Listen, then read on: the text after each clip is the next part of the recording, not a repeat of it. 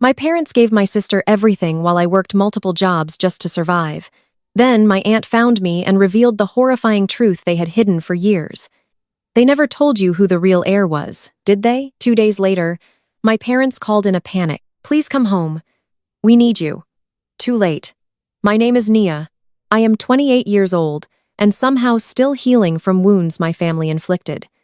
As a successful private chef and owner of a luxury catering company, I escaped their toxicity but maintained occasional contact. Before I continue this story, let me know where you are watching. Growing up in Atlanta meant prestige and mega-orch politics to outsiders. But inside our sprawling estate, emotional coldness permeated every corner. Our house was a fortress of expectations I could never quite meet. From elementary school through high school, I maintained straight grades. Yet, I was always the disappointment. The clinking of crystal champagne flutes and the low hum of live jazz filled the grand ballroom of the Four Seasons Atlanta. It was the highly anticipated 30th anniversary banquet of my father's megachurch, a lavish affair meant to showcase his spiritual and financial dominion over the entire city. Pastor Desmond. My father sat at the center of the VIP table, soaking in the admiration of the city's black elite. I was not sitting at that table. I was standing behind the heavy swinging doors of the service kitchen, wiping a bead of sweat from my forehead. My catering company had been hired to provide the 5-course meal for the evening. It was a massive contract, one that my family assumed I was desperate to get.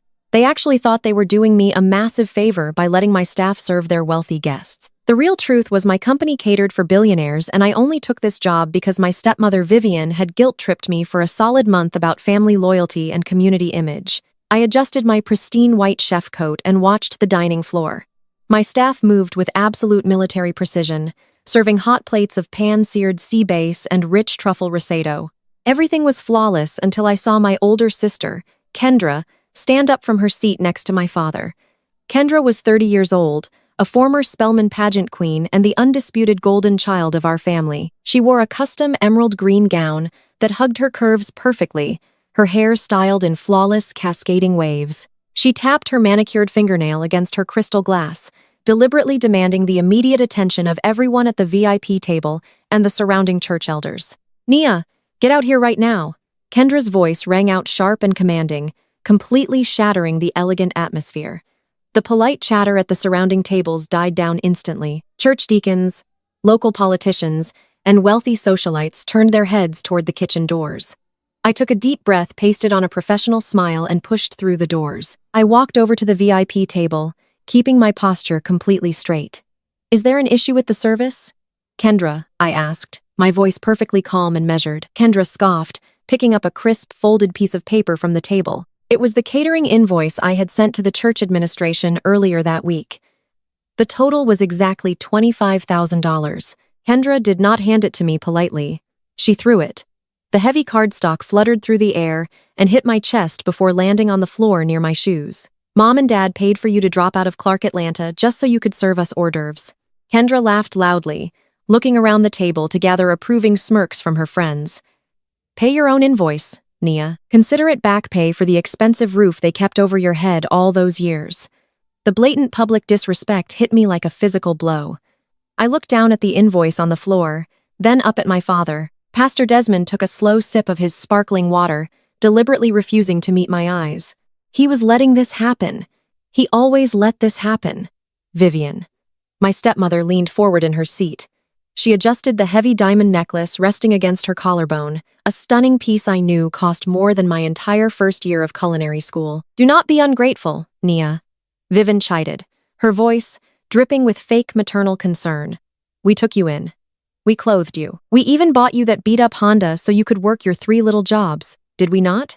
You should be thanking us for allowing your little catering hobby to be part of such a prestigious night." The sheer audacity of her lie made my blood boil. The wealthy church donors at the neighboring tables were watching me with deep pity, whispering behind their hands. They were buying the exact narrative. Vivian was selling the tragic story of the rebellious, ungrateful stepdaughter who simply could not make anything of herself despite a good home. I did not shrink away into the shadows. I stepped closer to the table, my voice carrying clearly across the completely silent room. "I bought that Honda with my own tips, Vivian. I worked overnight shifts at a dirty diner and washed dishes at a bakery just to afford the gas. I stared directly into her eyes, refusing to let her look away. You did not buy me a car. You drained my college savings account entirely. You took every single penny my real mother left for my education and used it to buy Kendra a brand new Mercedes so she could impress her sorority sisters at Spelman. Kendra gasped loudly, her hand flying to her chest. How dare you make up such ridiculous lies in front of our guests? You are just jealous because I actually finished my degree while you quit. I did not quit, Kendra. I corrected her my tone, dropping to a lethal, icy calm. I left because the tuition check stopped clearing, because Vivian forged my signature to transfer the educational funds to your personal account. I had to leave school to survive while you paraded around campus playing pretend royalty on my dime. My father finally slammed his heavy hand on the table, making the silverware rattle sharply against the porcelain plates. That is enough, Nia. He ordered, his voice booming with the exact authority he used in his Sunday sermons. You will not disrespect your mother and sister in this room. You are embarrassing this entire family. Pick up that invoice, apologize to Kendra immediately, and get back into the kitchen where you belong. For 28 years, that harsh voice had commanded my absolute obedience. For 28 years, I had swallowed my pride and dignity to keep the peace in a family that only ever saw me as a burden. But standing there surrounded by the opulent wealth of a megachurch built on hypocrisy, looking at the sister who wore my stolen future and the stepmother who orchestrated my misery, something deep inside me finally snapped. I did not cry. I did not yell. I simply looked at my father and smiled. I reached up and slowly unbuttoned my white chef coat. I slipped it off my shoulders, letting it fall directly onto the discarded invoice on the floor. Beneath the coat, I was wearing a sleek, tailored black designer dress. I was no longer the help. I reached into my pocket and pulled out a sleek, heavy titanium card.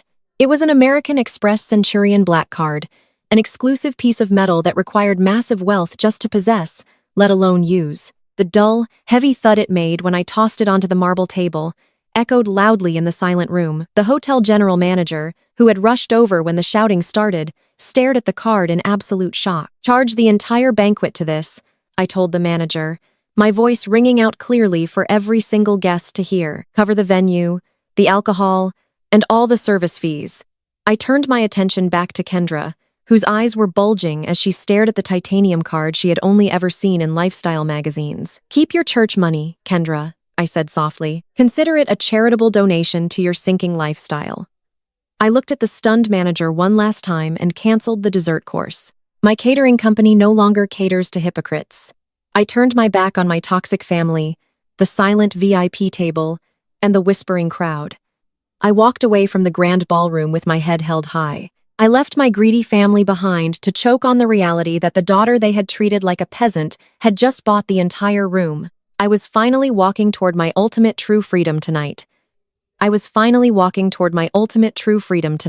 But freedom, especially from a family that views you as property, is never granted without a brutal fight. I barely made it halfway across the expansive marble-floored lobby of the Four Seasons before a heavy bruising grip clamped down on my upper arm. The violent yank spun me around so fast my heels skidded against the polished stone. Before I could even register the shock, I was being shoved through a set of heavy mahogany doors and pushed into a secluded, dimly lit service corridor. The heavy doors clicked shut, cutting off the soft jazz and the murmurs of the wealthy congregation. I stumbled back against the silk wallpaper and looked up. Pastor Desmond stood over me, his broad chest heaving, his face contorted into a mask of pure, unadulterated rage. The charismatic, smiling spiritual leader of Atlanta's largest mega-orch was completely gone. In his place was the tyrannical dictator who had ruled my childhood with an iron fist. Right beside him stood Vivian, her eyes narrowed into venomous slits, clutching her diamond necklace as if I might reach out and snatch it from her throat. Have you lost your absolute mind, Nia? My father hissed, his voice trembling with a terrifying suppressed volume to avoid being heard through the doors. You think you can walk into my anniversary banquet, humiliate your sister in front of the most powerful politicians and investors in this city, and just casually stroll out? I will destroy you for this. I will step up to my pulpit this Sunday and tell my flock of 20,000 people that my deeply troubled daughter has lost her mind. I will tell them you are unstable, that you stole money to fund your pathetic little catering business, and I will ensure that not a single soul in Atlanta ever hires you to boil water again. I straightened my posture, refusing to rub my aching arm. I stared right into his furious eyes. You can tell your congregation whatever lies help you sleep at night, I replied, my voice steady and cold. But the people I cater for do not sit in your pews. They own the banks your church borrows from. You have no power over me anymore. A slow, arrogant, and deeply sinister laugh echoed from the far end of the corridor. I turned my head. Stepping out of the shadows was DeAndre Kendra's husband. He was dressed in a sharp, custom-tailored Tom Ford suit, twirling a sleek leather folder in his manicured hands. DeAndre was a smooth-talking finance broker who had built his reputation entirely off my father's influential connections. He was exactly the kind of man my parents worshipped: wealthy, arrogant, and entirely devoid of a moral compass. You always were a little too brave for your own good, Nia, DeAndre sneered, pacing slowly toward me. He stopped right beside Vivian, slipping one hand into his pocket. That was a cute stunt you pulled in there with the black card. Who did you steal it from? One of your rich clients, or did you lease it for the night just to play pretend? You can act like a boss all you want, but at the end of the day, you are still just the help, and the help needs to learn her place. I kept my expression entirely blank, though my pulse was hammering in my throat.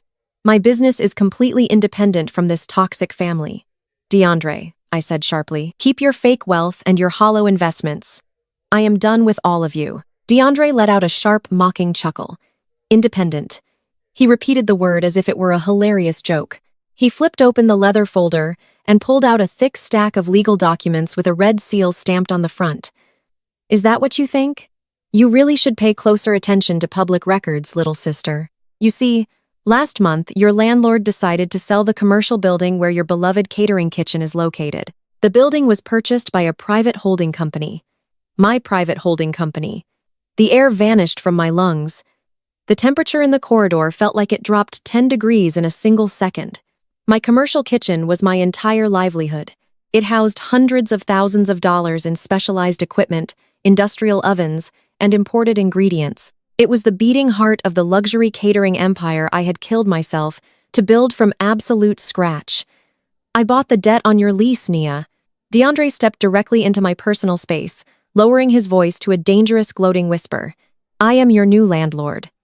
And looking at this lease agreement, there is a very convenient clause regarding immediate foreclosure for structural non-compliance.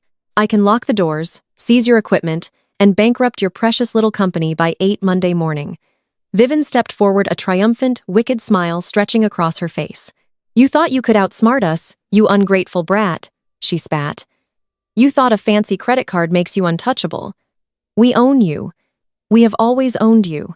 Now you are going to turn around, walk back into that ballroom, and get on your knees. You are going to publicly apologize to Kendra for your jealous outburst. Then you are going to sign your catering business over to DeAndre's holding company to pay for the damages you caused our reputation tonight. If you refuse, you will be homeless and penniless by sunrise. I looked at the three of them, my father radiating cruel authority, my stepmother glowing with vindictive joy, my brother-in-law wielding my financial ruin like a weapon. They expected me to break. They expected me to drop to the marble floor, weep, and beg for their mercy. They wanted the broken, terrified girl they had bullied for 28 years to surrender. I clenched my fists so hard my fingernails bit into my palms, using the physical pain to anchor my racing, terrified mind. I looked DeAndre dead in the eyes. Go ahead and lock the doors, I said, my voice shockingly level, refusing to betray the absolute panic tearing through my chest. For clothes on the kitchen, take the ovens, take the refrigerators. I built my empire with my bare hands while you begged my father for investor leads. I can build it again, but I will never ever bow to any of you again. I did not wait for their reaction. I shoved my shoulder hard against DeAndre, forcing him to stumble out of my way, and pushed through the heavy service doors. I marched out of the hotel, ignoring the valet, and walked straight into the cool, biting night air of the city. I kept my head high and my stride purposeful, until I turned the corner and found my car parked in the shadowy garage. The second the car door slammed shut behind me, the adrenaline vanished. My strong, stoic faced completely. I gripped the leather steering wheel, gasping for breath as a massive wave of panic crashed over me. DeAndre was not bluffing. He had the money and the vicious legal team to freeze my assets and lock me out of my kitchen. Without my kitchen, I could not fulfill the massive corporate contracts I had lined up for the upcoming holiday season. I would be sued for breach of contract by some of the most powerful corporations in the state. I would be completely ruined. I rested my forehead against the steering wheel, my mind racing through impossible solutions. Could I secure an emergency business loan? Could I find a temporary kitchen to rent by Monday? Could I hire a lawyer fast enough to block the foreclosure? Every option felt like a dead end. They had cornered me perfectly. Suddenly, the harsh ringing of my cell phone shattered the silence of the car. The sound was so jarring, I physically jumped. I reached into my purse and pulled out the phone. The screen displayed an unknown number. My immediate thought was that DeAndre was calling from a burner phone to gloat, to twist the knife while I was bleeding. I hesitated, my thumb hovering over the decline button, but a strange, heavy intuition compelled me to answer. Hello? I answered, my voice rough and guarded. Nia. The voice on the other end was a woman. It was breathless, urgent, and laced with a deep, trembling panic. Nia listened to me very carefully. Do not hang up. Who is this? I demanded, sitting up straight, my senses instantly on high alert. It is Aunt Valerie, the woman said. My blood ran completely cold. Aunt Valerie, my father's younger sister, the woman who had been aggressively excommunicated from the church and completely banished from the family over 15 years ago. I was barely a teenager when she was cast out. My father had forbidden anyone from ever speaking her name, claiming she was a liar, a thief, and a danger to the congregation. I had not heard her voice since I was 13 years old. Aunt Valerie, I asked, genuinely stunned. How did you get my number? Why are you calling me? There is no time to explain on the phone. Valerie urged, her voice dropping to a harsh, fearful whisper, as if she were terrified someone might be listening. I saw what happened at the hotel tonight. I have been watching you from a distance for a very long time. You finally stood up to them, Nia. You finally broke their control. But you are in terrible danger right now. DeAndre's threat is just the beginning. What do you mean? I asked, my grip tightening on the phone. What do you know about DeAndre? I know exactly what they have been doing to you, Valerie replied, her breath hitching. Nia, you need to meet me right now. Go to the 2-4-hour diner on the edge of the West End district. Come alone and make sure no one follows you. Valerie, I am not playing games tonight. I warned, frustration bleeding into my panic. They are trying to take my business. I need to call a lawyer, not meet you for late-night coffee. Forget the catering business. Valerie snapped, a sudden, fierce authority in her tone. The catering business is a distraction. They are keeping you fighting for crumbs so you do not realize they stole the entire bakery. Nia, everything you know about your life, about Vivian, about your real mother, is a complete and absolute lie. I stopped breathing. The mention of my real mother, a woman who supposedly died penniless and left me as a massive burden to my father, sent a violent shockwave down my spine. Get to the diner, Valerie pleaded, her voice breaking with desperate emotion. They never told you who the real heir was, did they? They stole your legacy, Nia. And I have the documents to prove it. I stared at the dashboard, my heart pounding against my ribs like a trapped bird. Aunt Valerie, I whispered into the phone, the name tasting foreign on my tongue. She was a ghost, a family taboo, completely erased from our history when I was 13. My father had stood at his grand pulpit and solemnly told his mega-orch congregation that his sister had lost her mind to addiction, banishing her forever. Yes. Nia Valerie's voice cracked with desperate emotion. Get to the 2-4-hour diner on the edge of the West End district. Come alone. Make sure no one follows you. The phone line went dead. I threw my car into drive, my tires screeching against the concrete of the parking garage as I sped into the biting Atlanta night. My mind was a chaotic storm of fear and adrenaline. I killed the engine, my hands gripping the steering wheel so tightly my knuckles ached. I took one deep breath, shoved my car door open, and walked inside. The air was thick with the smell of stale coffee and fried grease. The place was mostly empty. Sitting in the darkest corner booth, nursing a black coffee, was a woman who looked strikingly like my father, but worn down by exhaustion. I walked over and slid into the cracked vinyl booth across from her. Valerie, I said, my voice barely above a whisper. Look at you, Nia, she breathed, her eyes shining with unshed tears. You look exactly like her. Exactly like your mother. What are you talking about? I look nothing like Vivian. Vivian is not your mother, Nia. Vivian was your father's ambitious church secretary. She did not marry him until you were 3 years old. My breath caught in my throat. Valerie reached down onto the sticky seat beside her and lifted a heavy, rusted metal lockbox. She placed it squarely in the center of the table. Inside the box was a thick stack of yellowing manila envelopes. Valerie reached in and pulled out a faded birth certificate, sliding it across the table toward me. "Look at the name under Mother," she instructed quietly. I read the typed ink. Mother Camille Sterling. Sterling. I repeated the name, echoing in my mind. The Sterling legacy was one of the oldest, wealthiest, and most fiercely protected black real estate dynasties in the entire South. They owned prime commercial blocks, historic neighborhoods, and generational wealth that commanded immediate respect in any room. "Yes," Valerie whispered, her voice laced with venom toward my father. "Your real mother was Camille Sterling. She was the sole remaining heir to the Sterling real estate empire. She fell in love with your father back when he was just a charismatic, smooth-talking junior pastor with empty pockets and big dreams.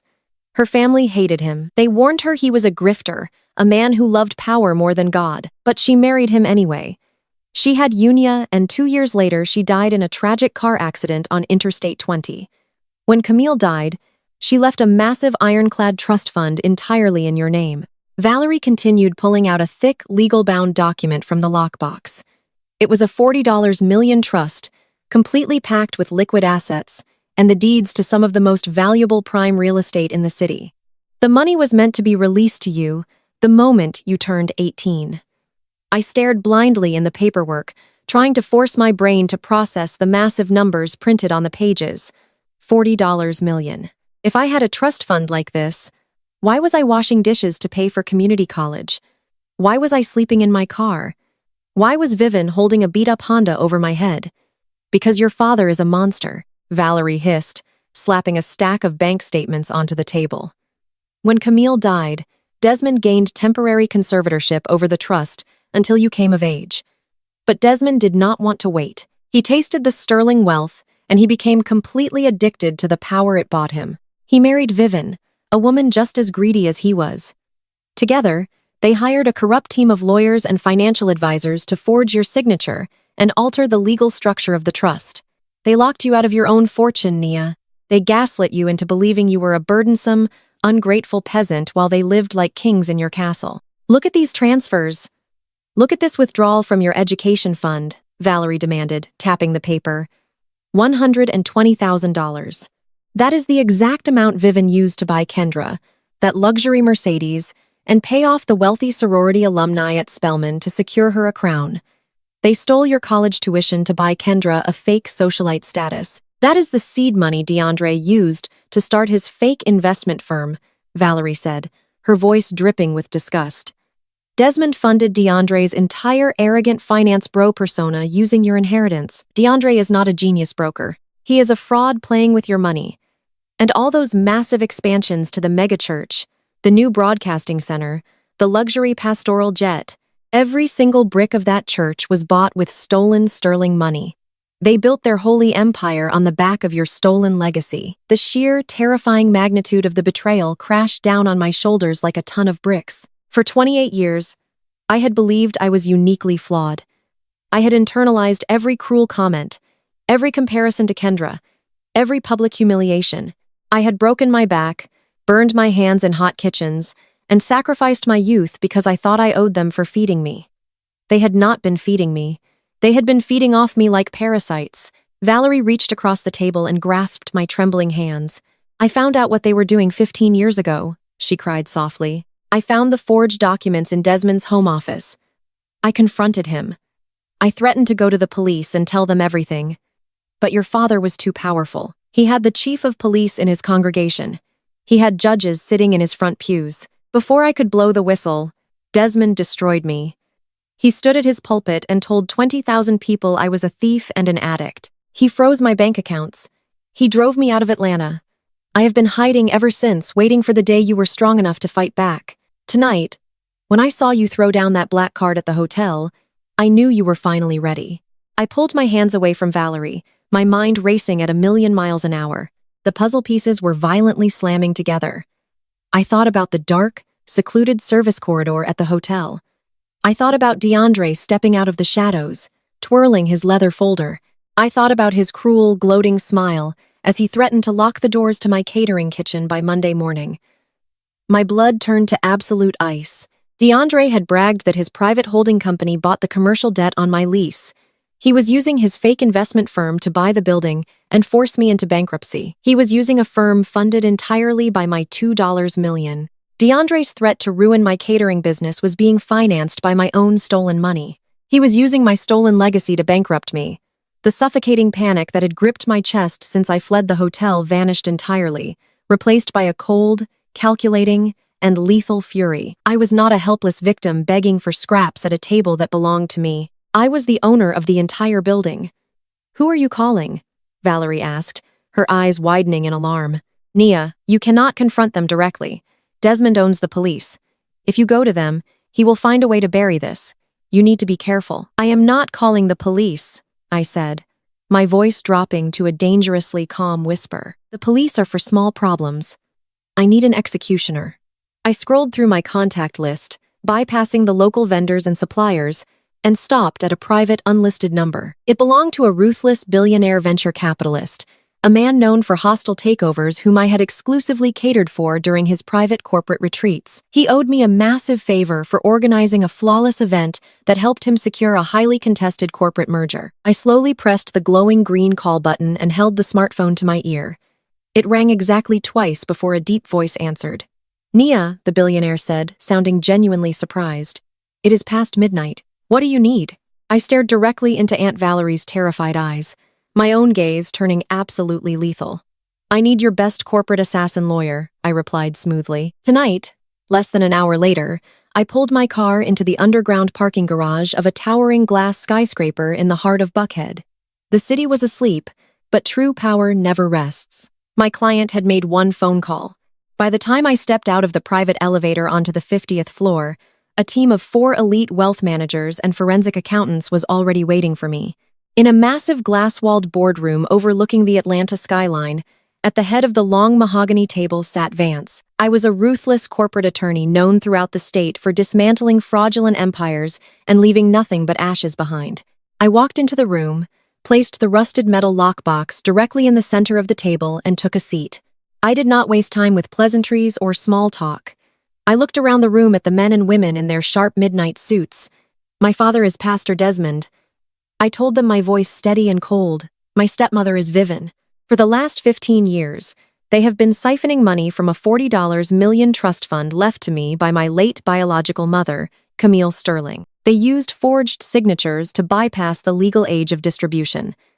I want you to trace every single dime they stole, freeze the accounts, and prepare to seize every asset they purchased with my legacy."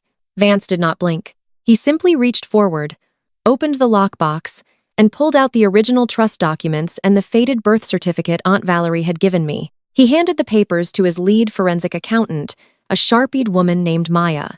"Find the money," Vance ordered, "and find out exactly what they have been doing with the Sterling name." The next 4 hours were a masterclass in financial assassination. The team worked with terrifying speed, pulling up restricted banking records, property deeds, and shell company filings. As the sun began to rise over the Atlanta skyline, casting a harsh golden light into the boardroom, the massive digital screen on the wall lit up with a sprawling, intricate web of financial transactions. I sat completely still, my eyes scanning the screen. The sheer scale of the theft was breathtaking. It was not just stolen tuition money or leased luxury cars. Desmond and Vivian had systematically drained my liquid assets to fund an entire lifestyle of fake opulence. I saw the wire transfers that paid for Kendra's lavish wedding to DeAndre. I saw the massive multi-million-dollar withdrawals funneled directly into the church's tax-exempt accounts to avoid federal scrutiny. My father had used my inheritance to buy private jets, luxury pastoral estates, and the unwavering loyalty of the city's elite. He had bought his entire holy reputation using blood money. But the worst revelation was not what my parents had done. It was what DeAndre was doing right now. Maya, the forensic accountant, typed rapidly on her keyboard, bringing up a new set of highly classified financial records. She turned to me, her expression grim.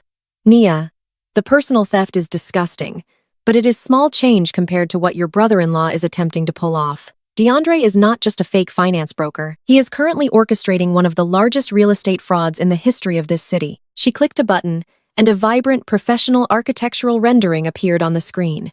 It was titled The West End Renaissance. I knew the project well. DeAndre had been aggressively promoting it on every local news station and social media platform for the past 6 months. He claimed it was a $200 million development, bringing luxury condos and upscale retail to the historic West End district. He had convinced dozens of wealthy private investors, including many high-profile members of my father's congregation, to pour their life savings into the project. It was the crown jewel of his fake investment firm. He has been selling a lie. Maya explained, her fingers flying across the keyboard to bring up the official property deeds. DeAndre collected millions of dollars from private investors, promising that his holding company owns the land. But he does not own a single blade of grass. He never did. She enlarged a commercial property deed on the screen. The land he is claiming to develop is comprised of 3 massive historic blocks. Those blocks are legally owned by the Sterling Legacy Trust. Your trust, Nia. DeAndre had used the forged documents provided by my father to list my ancestral land as collateral. He had basically promised the bank and his investors that he had the backing of the Sterling Empire. He leveraged property he did not own to secure millions in cash, which he has already spent on his lavish lifestyle designer suits and keeping his fake firm afloat. He is selling thin air to investors using your stolen legacy as a safety net. Vance leaned forward. It is wire fraud, bank fraud, and grand larceny on a federal level. DeAndre has over-leveraged himself into a corner. If the bank finds out he does not hold the deeds, his entire house of cards collapses instantly. He will face decades in federal prison. And your father, having provided the forged financial backing, will go down right beside him as a co-conspirator. They had not just stolen my past. They illegally gambled away the land my mother intended to leave me, using it to fund a criminal enterprise designed to make DeAndre look like a mogul. I felt a dark, cold fury boiling in my veins. The man who had sneered at me in the hotel hallway, the man who had threatened to foreclose on my catering kitchen and leave me homeless, was secretly a broke, desperate criminal standing on the edge of a massive federal indictment. He had tried to bully me into submission because he was terrified. We have enough evidence right now to contact the authorities, Vance said calmly, adjusting his glasses. We can have them arrested before lunchtime. We can freeze the remaining trust assets, seize their bank accounts, and have them forcefully removed from their mansion by armed agents today. Do you want me to make the call? I looked at the undeniable proof of their crimes glowing on the digital screen. I thought about the sheer humiliation of having them hauled out of their sprawling estate in handcuffs. It was a tempting thought, but it was too quick. It was too easy. They had spent 28 years crushing my spirit in the dark. They had made me believe I was a failure while they wore my wealth like a costume. A quiet, private arrest would allow them to play the victims. They would spin a story about a misunderstanding. My father would use his church to garner sympathy. I refused to let them control the narrative ever again. No, I said, my voice cold and resolute. I do not want them arrested today. Vance raised an eyebrow, silently asking for an explanation. They love their public image too much, I told the room of ruthless lawyers. Their entire existence is built on the adoration of the Atlanta elite. If we arrest them quietly, they will just hire fixers to save their reputation. I want to take everything from them in front of the very people they lied to impress. I want them to fall from the highest possible pedestal. I want maximum inescapable humiliation. Vance smiled coldly. It was a sharp, dangerous smile that perfectly matched my own. A public execution. I highly approve of the strategy, but you need to be aware of the immediate timeline. Nia. Maya pulled up one final bank statement on the screen. DeAndre is completely out of time. She warned his primary operating account is dangerously overdrawn. The bank is demanding a signed guarantor for a massive bridge loan to keep his fake company solvent until his big investor gala this weekend. He cannot forge a signature for a loan this size without triggering an automatic federal audit. Heir needs a real, living, breathing person with an untainted financial record to sign their name on the dotted line. He is going to come looking for a scapegoat to take the fall for his massive debt. Right on cue, the screen of my cell phone resting on the mahogany table lit up. I could feel the sudden, undeniable shift in power as the harsh vibration echoed loudly in the otherwise perfectly quiet high-rise boardroom.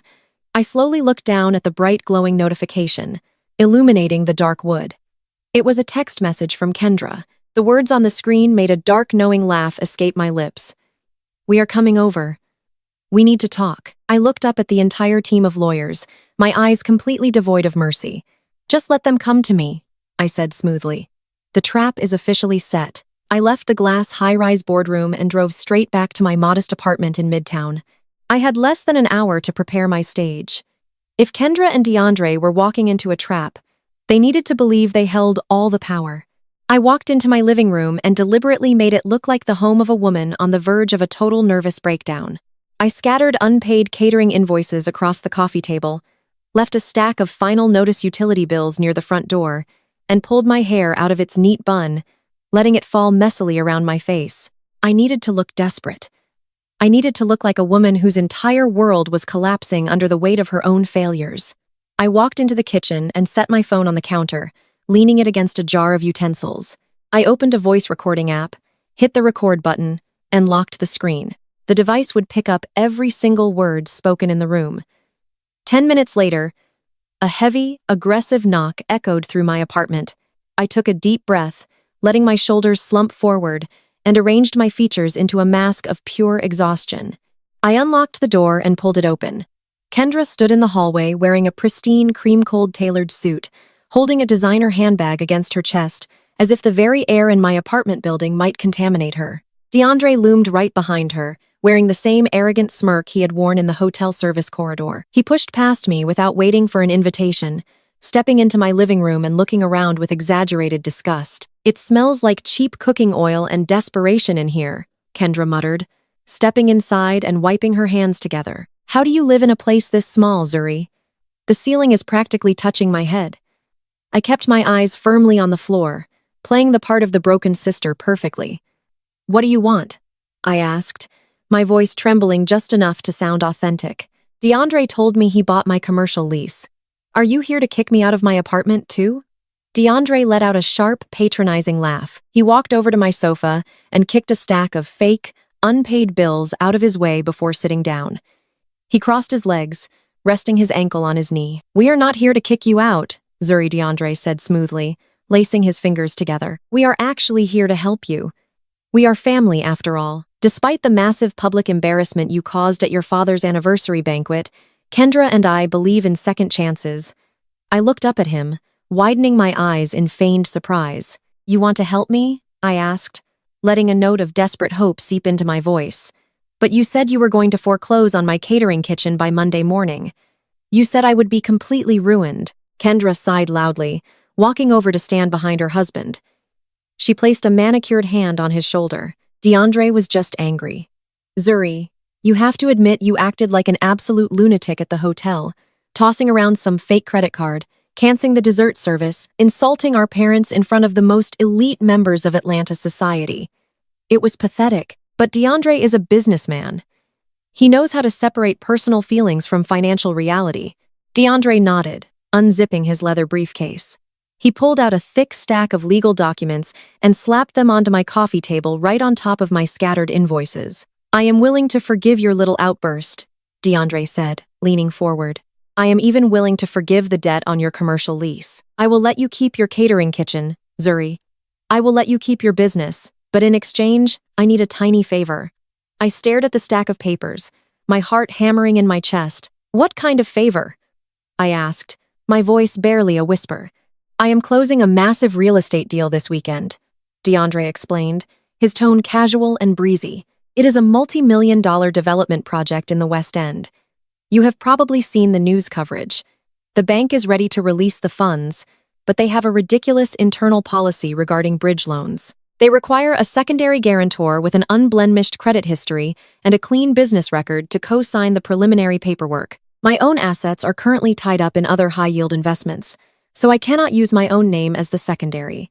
He pushed the documents across the table toward me. "I need you to sign as the guarantor, Zuri. It is just a formality, a simple signature on a dotted line. In exchange, I will tear up the foreclosure notice on your kitchen. You get to keep your little cooking hobby, and I get to finalize my mega project. Everyone wins." I looked down at the documents. The sheer arrogance of his plan was astounding. He had overdrawn his bank accounts funding his fake mogul lifestyle. He desperately needed a clean signature to secure a bridge loan to keep his fraudulent company afloat until his big investor gala, and he thought he could bully me into taking the fall for his massive financial crimes. I slowly reached out and picked up the contract. My hands shook genuinely this time, but not from fear. They shook with the thrilling electric anticipation of watching a predator walk blindly into a trap. I flipped to the second page, scanning the dense legal jargon, and then I saw it, buried deep in the fine print, hidden beneath layers of complex financial terminology, was the exact address of the collateral being used to secure the massive loan. It was the ancestral land in the West End district, the land legally owned by the Sterling Legacy Trust, the land that belonged entirely to me. DeAndre was not just asking me to co-sign a loan, he was trying to trick me into legally signing away the rights to my own stolen inheritance. He needed the primary owner of the trust to authorize the transaction. So, he was using the threat of destroying my catering business to force my hand without me ever realizing what I was actually signing away. It was a brilliantly evil move. If I signed that paper, he would secure his $20 million fraudulent loan, and I would be left holding the bag when the federal authorities inevitably realized the entire project was built on stolen heir. I stared at the paper, letting a tear well up in my eye. I sniffled, wiping it away with the back of my hand. "I am just so overwhelmed," I whispered, staring blankly at the text. "This is a lot of money, DeAndre. What if something goes wrong? What if the bank comes after me? I do not have anything left to give. Nothing is going to go wrong, Suri." DeAndre snapped his fake friendly demeanor, slipping for a fraction of a second. "I am a top-tier investment broker. I handle deals worth 10 times this amount before breakfast. I am giving you a lifeline here. I am offering to save your pathetic business and keep you off the streets. Just sign the damn paper. I cannot just sign this right now," I cried, letting my voice crack with panic. "I do not understand any of this legal language. I need someone to look at it. I need to take it to the free legal aid clinic downtown.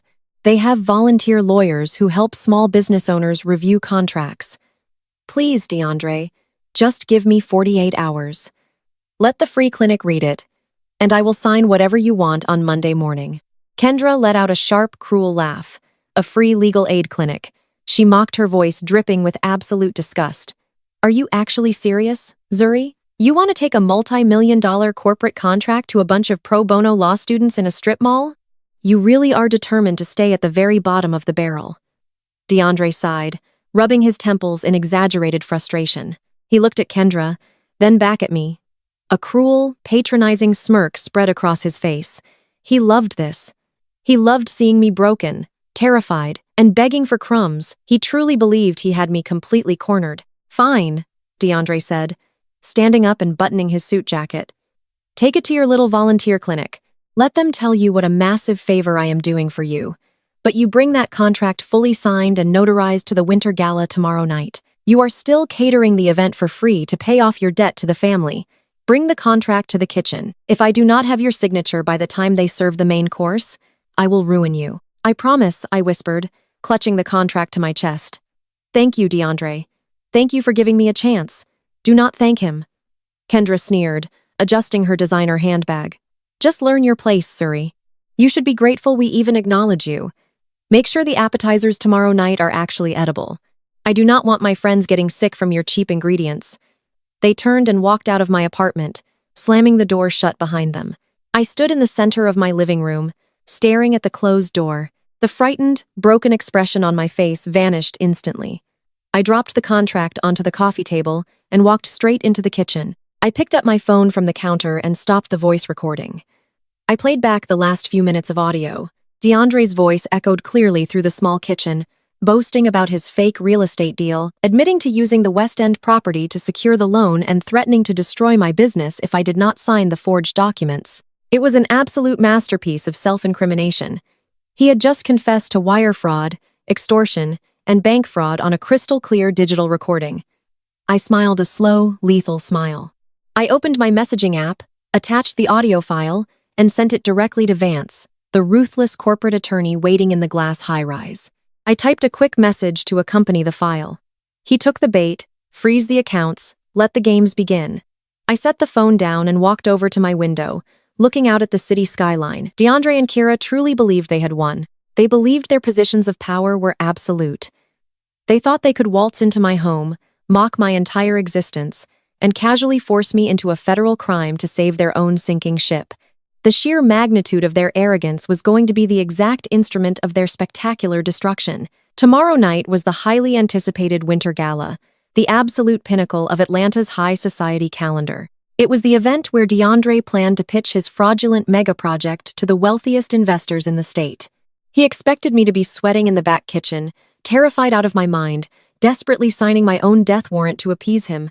He had absolutely no idea that the woman he just threatened was currently holding the executioner's axe over his head.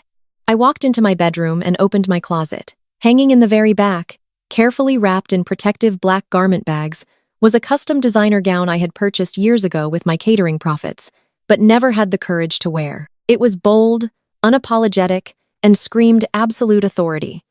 I ran my hand down the expensive fabric. I was not going to be serving appetizers tomorrow night. I was going to serve them a reality check they would never forget. The time for playing the helpless victim was permanently over. The sterling legacy was finally coming back to its rightful owner. Early the next morning, I sat in my quiet kitchen and watched the digital confirmation roll across my glowing laptop screen.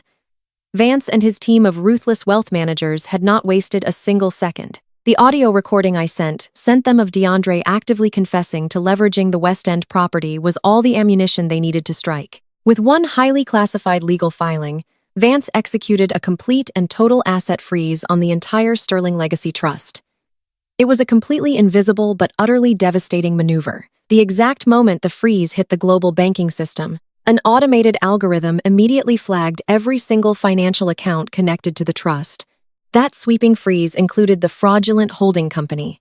DeAndre was running the offshore tax shelters my father had secretly set up for his church, and the personal elite checking accounts Vivian and Kendra used to fund their daily luxury shopping sprees. The massive bank computers instantly locked down every single penny. No withdrawals were allowed.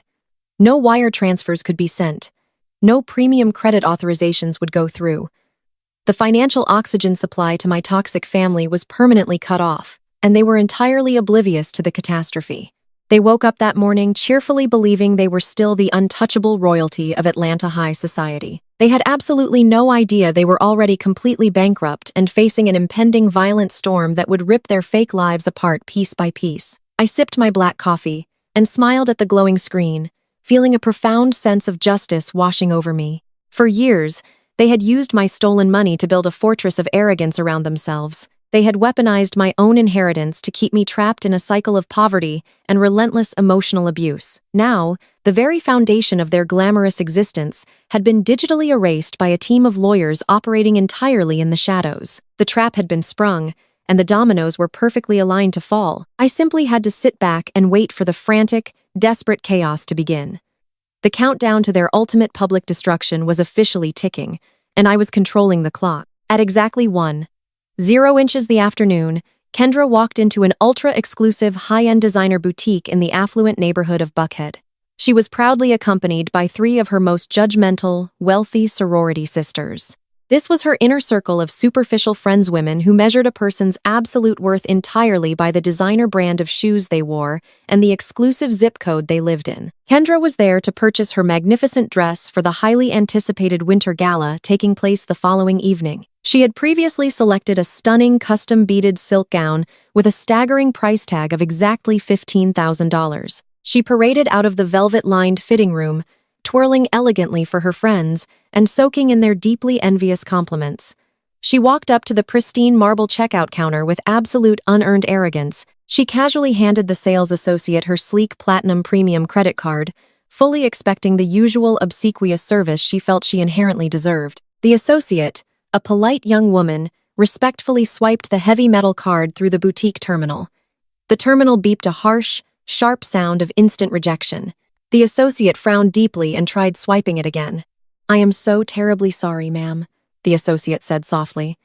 "This card is currently being declined by your bank." Kendra scoffed loudly, rolling her eyes at her wealthy friends as if the young cashier were an absolute idiot. "That is completely impossible," she snapped, crossing her arms defensively over her chest. "Run the card again. Your machine is clearly broken and malfunctioning. Do you have any idea who my father is in this city?" The associate tried it a third time and shook her head apologetically. "It is definitely declining, ma'am. The banking system says the transaction is strictly prohibited. Kendra let out a dramatic heavy sigh and angrily snatched the platinum card out of the associate's trembling hand. Fine, she huffed, digging aggressively into her designer handbag. I will just use my other premium card. The bank probably flagged it for a large purchase because I buy so much luxury inventory.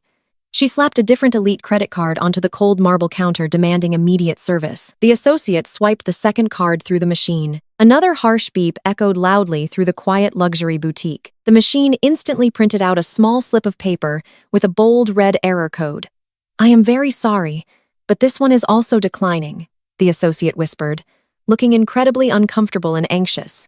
In fact, the system is telling me to physically retain the card and instruct you to contact your financial institution immediately.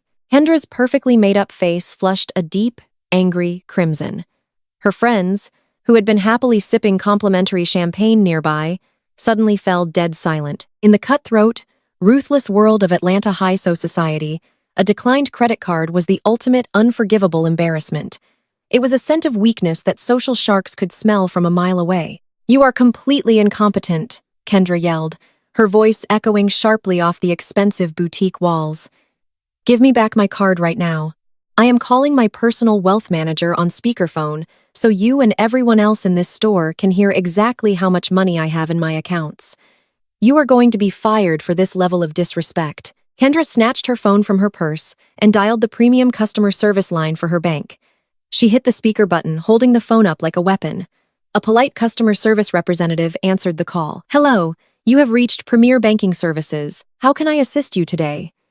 This is Kendra, and your system just declined my purchases, she demanded furiously. I am standing in a luxury boutique, and your broken system is humiliating me. Look at my balances right now and fix this absolute disaster before I close all my accounts permanently. Please hold for one moment, ma'am, while I pull up your profile, the representative said calmly. There was a brief, tense silence. Silence filled only by the sound of Kendra tapping her foot impatiently against the floor. Her friends exchanged knowing sideways glances, whispering to each other behind their champagne glasses. Thank you for holding, ma'am, the representative finally said, his voice suddenly stripped of its cheerful customer service tone, replacing it with corporate coldness. I see your accounts here. Unfortunately, I cannot authorize any transactions today. All of your personal and business accounts have been forcefully locked by our strict fraud prevention department. What are you talking about? Kendra shrieked, gripping the marble counter tightly. I did not report any fraud. Unlock my money right now. I am sorry, ma'am, the representative replied, his voice echoing clearly through the entire store. You do not have the authority to unlock these funds. The primary account holder of the Sterling Legacy Trust has frozen these assets pending a federal fraud investigation. Your access to these funds has been permanently revoked. If you have questions, you need to contact federal authorities directly. The boutique was completely silent. Kendra stood frozen, her mouth opening and closing without making a single sound. She looked at her three wealthy friends. The women were backing away, their faces twisted in shock. No one wanted to be publicly associated with a federal fraud investigation. The social execution was immediate and ruthless. We actually have to go, Kendra, one of her friends said coldly, setting her champagne glass down on a display table. Good luck with your legal problems today. They walked out of the boutique, leaving Kendra standing abandoned. She grabbed her phone and sprinted to her car in tears. She had absolutely no idea that I was the powerful primary account holder who had just destroyed her life. Later that evening, Desmond called an absolute emergency family meeting in his grand study. They were entirely out of cash. DeAndre paced the room, saying confidently, "Do not panic. The Winter Gala is tomorrow. Once I pitch the West End project to the investors, we will have $20 million in cash. We just need Zuri to cater it for free so we save face. She will bring the high-end food. She will bring the professional staff, and she will blindly sign the guarantor contract so I can secure the final bridge loan. Zuri is going to save us, and she does not even realize it." They all agreed immediately, their greed blinding them to the truth. They truly believed I was their desperate, obedient savior. They had absolutely no idea I was the meticulous architect of their impending destruction, and I was bringing a whole new level of hell to their winter gala tomorrow night to finish the job forever. The grand ballroom of the Atlanta Biltmore Hotel was completely transformed for the annual winter gala. This was not just another high society party. It was the undisputed pinnacle of the Black elite social calendar.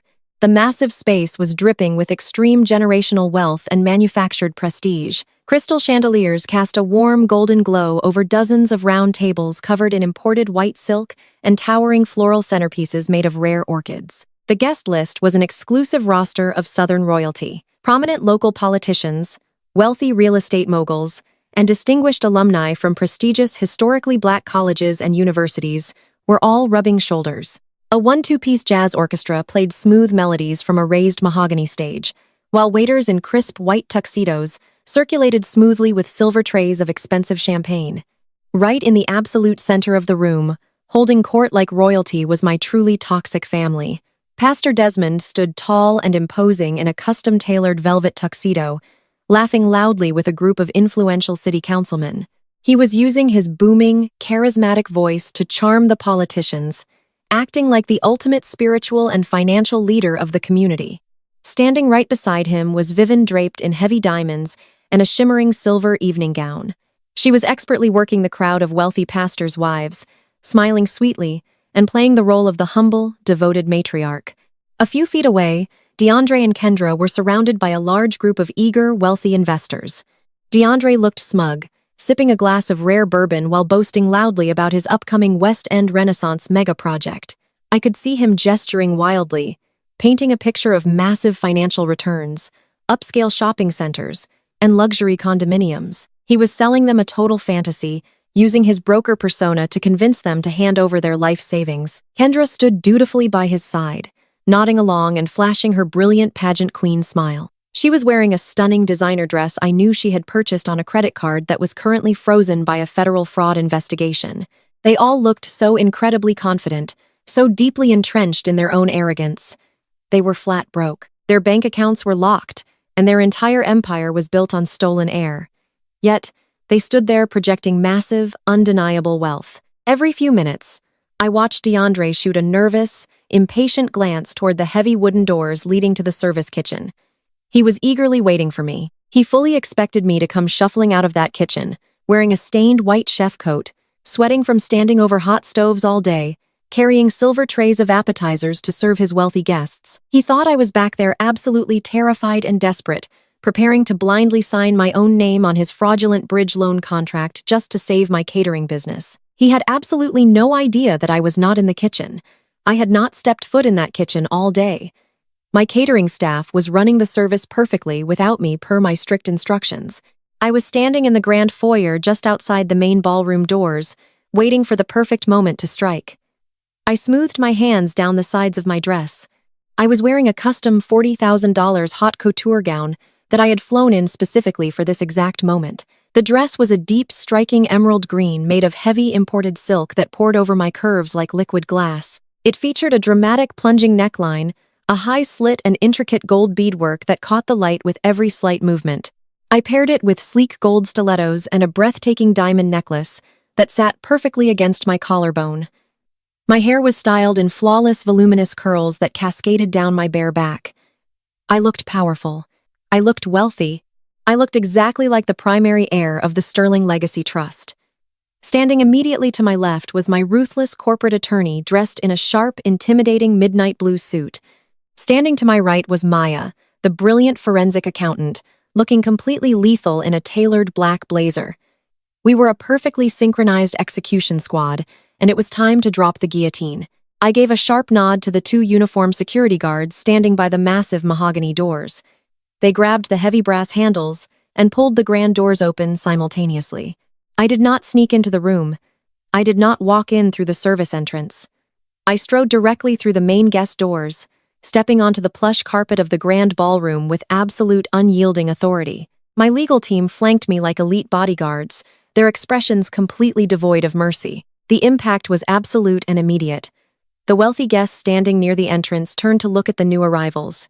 The conversations began to die down as people took in the sight of my expensive gown and the radiating power of my entrance. The silence rippled through the massive ballroom like a tidal wave, moving from the back of the room all the way to the front. Within 30 seconds, the entire gala had fallen quiet. Even the jazz orchestra stopped playing.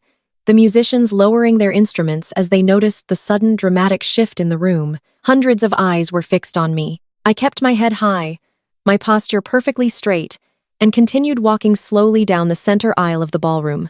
I let the heavy silence hang in the air, allowing everyone to get a good, long look at the woman my family had consistently labeled a failure and a college dropout. At the center of the room, my family finally realized what was happening. I watched the exact moment the realization hit them. It was unadulterated paralysis. DeAndre stopped mid-sentence, his jaw dropping slightly as he stared at me in shock. The glass of bourbon in his hand tilted, spilling a few drops of amber liquid onto his expensive leather shoes. He looked at my dress, then at the two intimidating lawyers walking beside me, and all the arrogant color rapidly drained from his face. Kendra looked like she had just seen a ghost. Her eyes were wide with pure horror, her perfectly manicured hands trembling visibly at her sides. She immediately recognized the designer gown I was wearing. She knew exactly how much a dress like that cost, and her brain was short-circuiting trying to figure out how the sister she treated like a peasant was currently outshining every single woman in the room. Pastor Desmond stood frozen, his charismatic smile completely vanishing, replaced by a dark, terrified scowl. But Vivian reacted first. Panic and fury instantly hijacked her features. She immediately broke away from her group of wealthy pastors' wives and began speed-walking toward me, her heels clicking aggressively against the floor. She plastered a fake, strained smile on her face for the watching guests. But as she closed the distance between us, her eyes were burning with toxic venom. She reached me in this middle of the aisle, attempting to grab my arm to pull me out of the spotlight. I stepped backwards smoothly and effortlessly, dodging her grasp. "What on earth are you doing?" Zuri Vivian hissed, her voice dropping to a frantic, furious whisper so the nearby guests would not hear. "Have you completely lost your mind? Where did you get that dress? Did you steal it from one of your catering clients? You look ridiculous playing dress-up." I simply looked down at her, calmly, maintaining my cold, emotionless facade. "Get into the kitchen right now," Vivian demanded, her voice shaking with suppressed rage. "You are supposed to be plating the appetizers. DeAndre is about to give his big pitch to the investors, and you are out here ruining the entire image of this family. If you do not turn around and march back through those service doors this instant, we will destroy your business. Take off that stolen designer dress and get to work before you ruin everything." I did not break my eye contact. I calmly reached out my hand as a passing waiter walked by holding a silver tray. I delicately picked up a crystal flute filled with expensive champagne. I brought the glass to my lips, took a slow, elegant sip, and swallowed. The champagne was cold, crisp, and tasted exactly like victory. I lowered the glass and looked Vivian dead in the eyes. I let a slow, dangerous smile spread across my face. "I am absolutely not here to serve Vivian," I said, my voice projecting clearly and carrying enough volume for DeAndre, Kendra, and Desmond to hear every single word. "I am here to collect," Vivian gasped, taking a physical step backward as if I had just struck her across the face. The absolute certainty in my voice completely shattered her arrogant illusion forever as she stared at the lethal corporate lawyers standing closely beside me. Vivian took another unsteady step backward. The heavy diamonds around her neck suddenly looked like a choke collar. She opened her mouth to speak, but absolutely no sound came out. She spun around and hurried back toward my father, her silver heels sinking heavily into the plush carpet. She was fleeing the battlefield like a total coward, utterly terrified of the truth, leaving her precious golden child to handle the absolute disaster unfolding in the very center of the room. Kendra nervously watched her mother retreat. Panic flared in her eyes for a fraction of a second before her intense survival instincts kicked in. In Kendra's superficial world perception was reality. If she could control the narrative, she could control the room.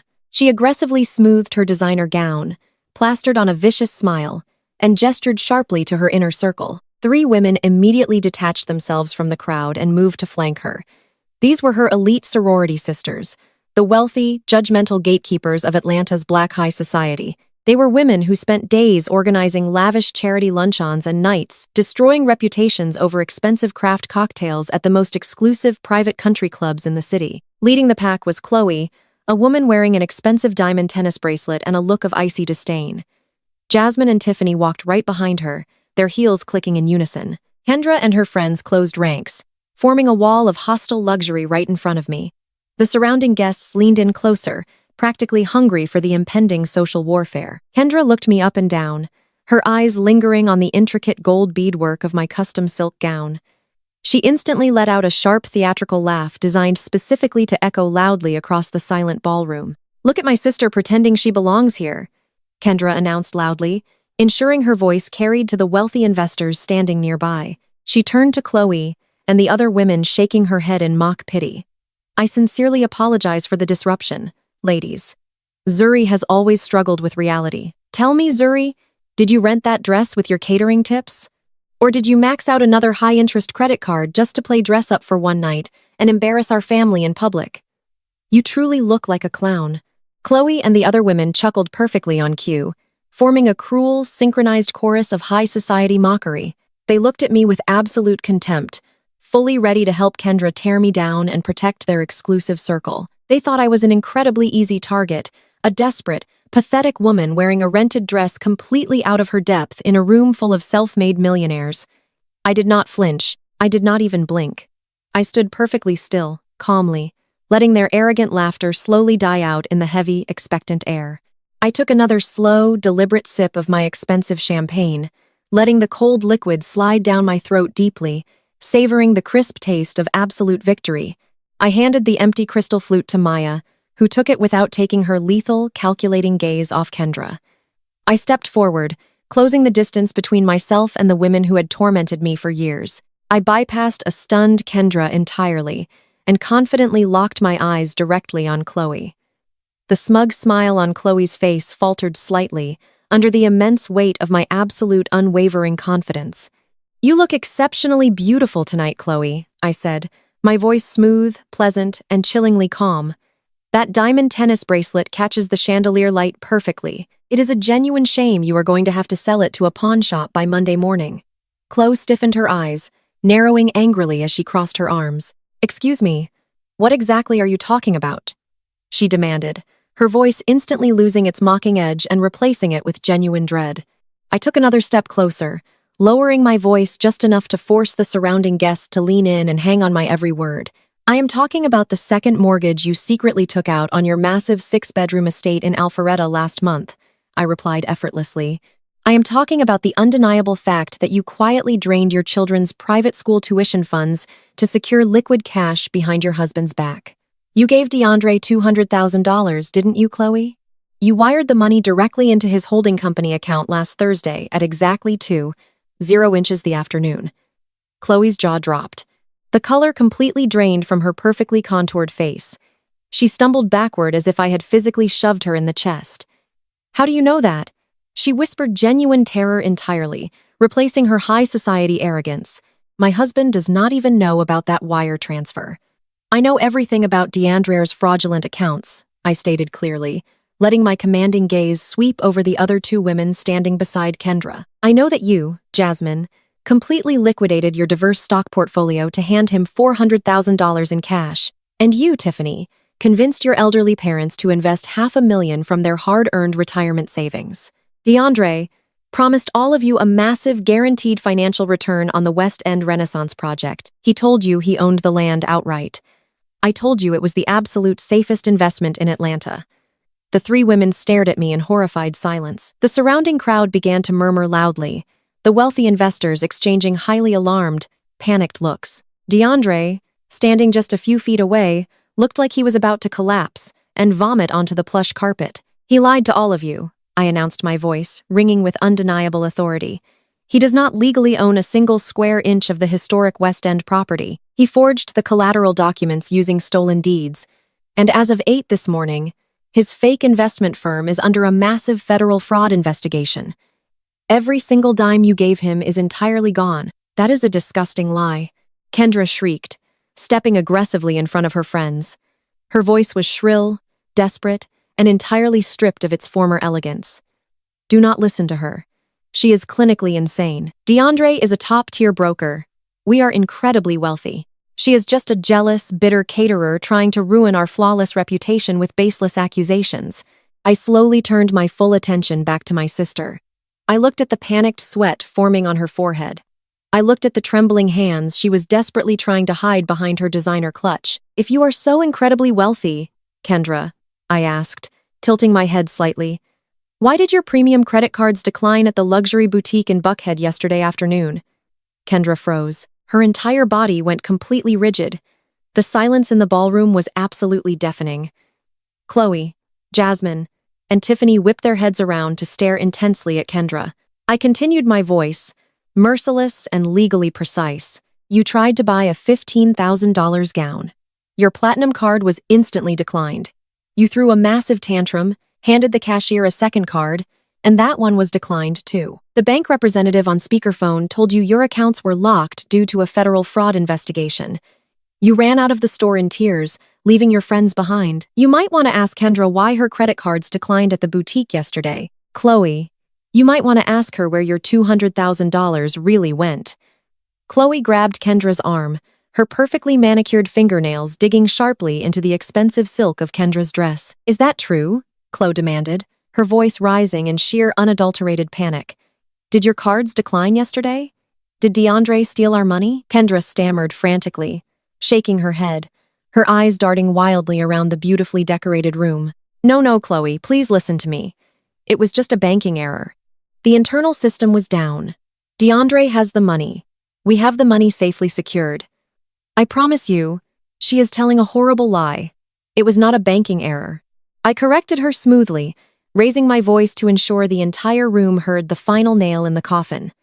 "The primary account holder of the Sterling Legacy Trust executed an emergency asset freeze on all linked accounts. I am the primary account holder. Your money is locked, Kendra. Your house is collateral for a fraudulent loan. Your husband is facing decades in a federal penitentiary. You are completely and entirely bankrupt."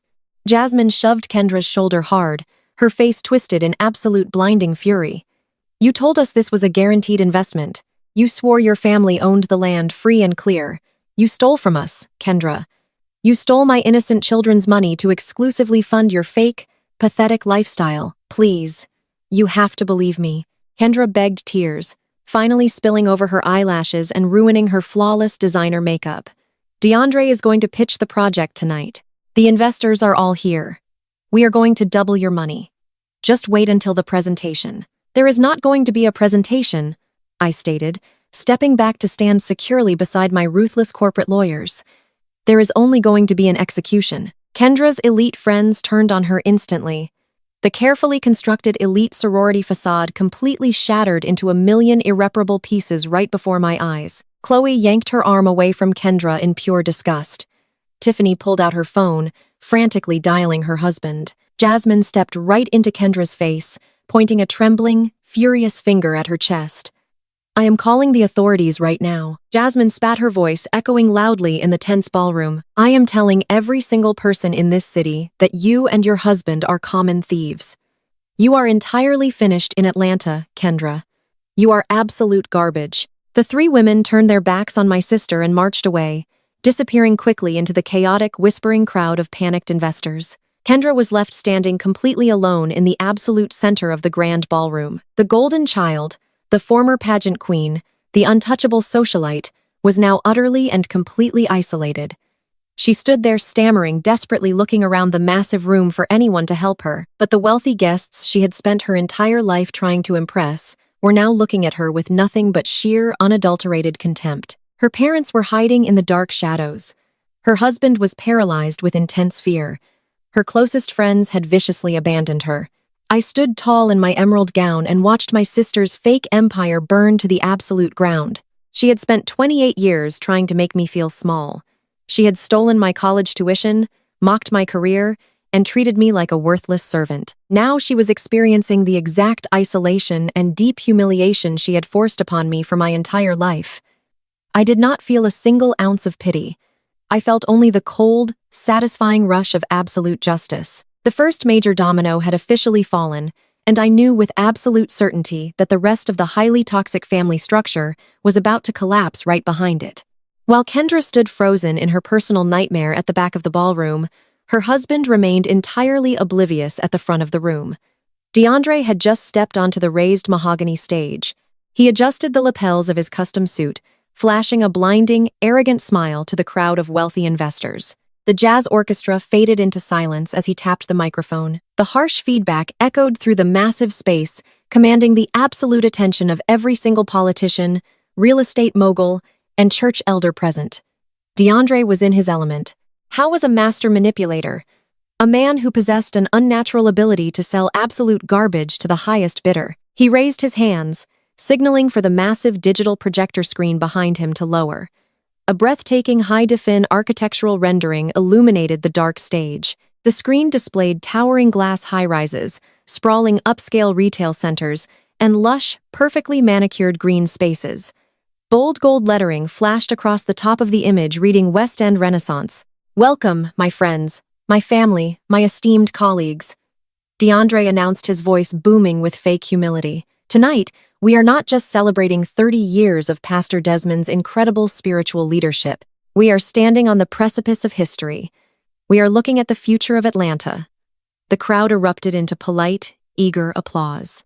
Desmond, sitting at the VIP table right below the stage, clapped the loudest. He nodded approvingly at his son-in-law, entirely confident that his fraudulent empire was about to secure another $20 million in clean, untraceable investor cash. Vivian sat beside Desmond, nervously, twisting her diamond ring, her eyes darting frantically toward the back of the room where she had left me. She knew I was a threat, but she had no idea how deeply the knife was already buried.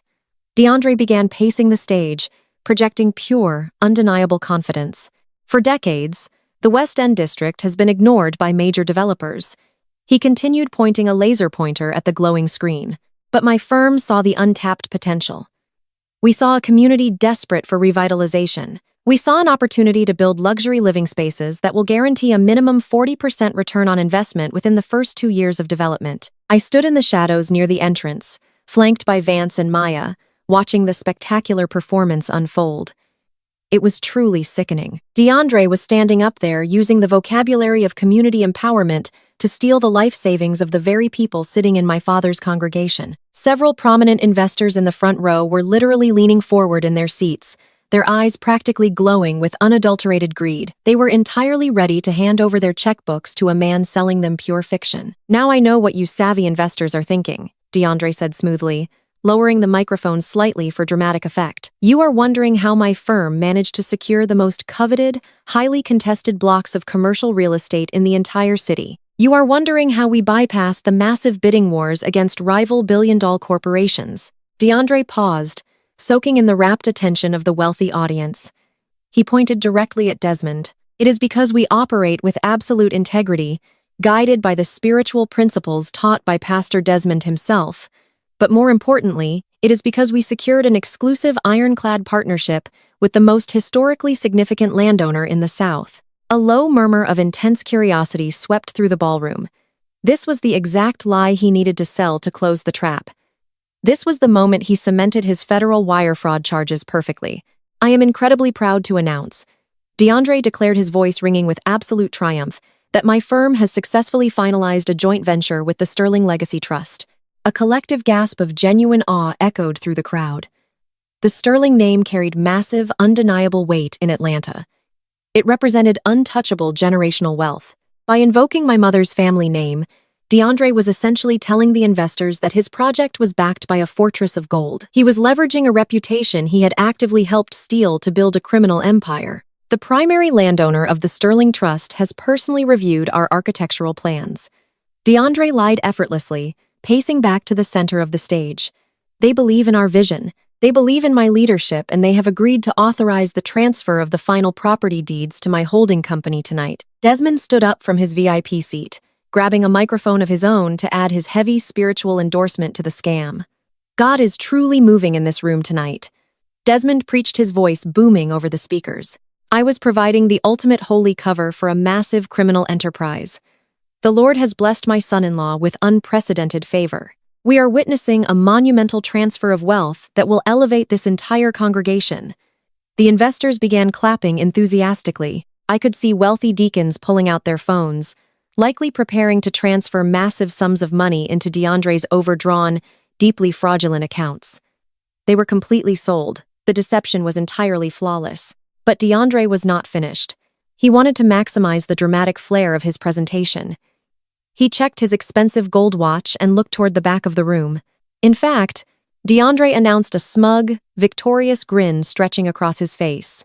The final legal authorization was scheduled to arrive exactly right now. Right on cue, the heavy brass handles of the grand ballroom doors turned. The massive mahogany doors swung open with a slow, dramatic creak that echoed loudly over the applause. The crowd turned their heads eagerly, expecting to see a courier delivering the final paperwork to seal the highly lucrative deal. Stepping through the doorway was a tall, distinguished man with silver hair at his temples. He was dressed in a pristine, custom-tailored charcoal suit carrying a heavy combination-locked leather briefcase. He radiated an aura of old, terrifying money. This was Mr. Caldwell, the senior executive director of the elite wealth management firm that oversaw the Sterling Legacy Trust. He was a man who handled billions of dollars before breakfast, and he did not suffer fools. DeAndre's eyes lit up with absolute blinding greed. He had been waiting for this exact moment all night. He believed Caldwell was simply a high-paid messenger boy bringing the forged bridge loan documents that I was supposedly coerced into signing in the back kitchen. DeAndre thought he had won the ultimate prize. "Ladies and gentlemen," DeAndre announced proudly, gesturing grandly toward the entrance, "please welcome the senior representative from the Sterling Legacy Trust, bringing the final authorized deeds to make the West End Renaissance a legal reality." The ballroom erupted into polite, excited applause. Desmond smiled widely, adjusting his velvet tuxedo jacket, fully ready to celebrate his massive financial victory. Vivian finally looked away from me, her eyes locking onto the leather briefcase with pure, unadulterated hunger. Mr. Caldwell walked down the long, plush center aisle of the ballroom. His footsteps were slow, deliberate, and entirely unhurried. He did not smile. He did not acknowledge the clapping investors.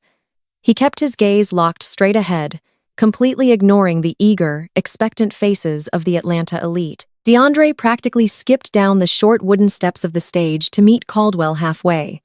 He wanted to make a public show of accepting the documents, proving his elite status to the room. DeAndre extended his handing, a brilliant, arrogant smile. "Thank you so much for bringing the final deeds, Mr. Caldwell," DeAndre said loudly, making sure the microphone clipped to his lapel caught every single word. "It is an absolute honor to do business with the Sterling Trust.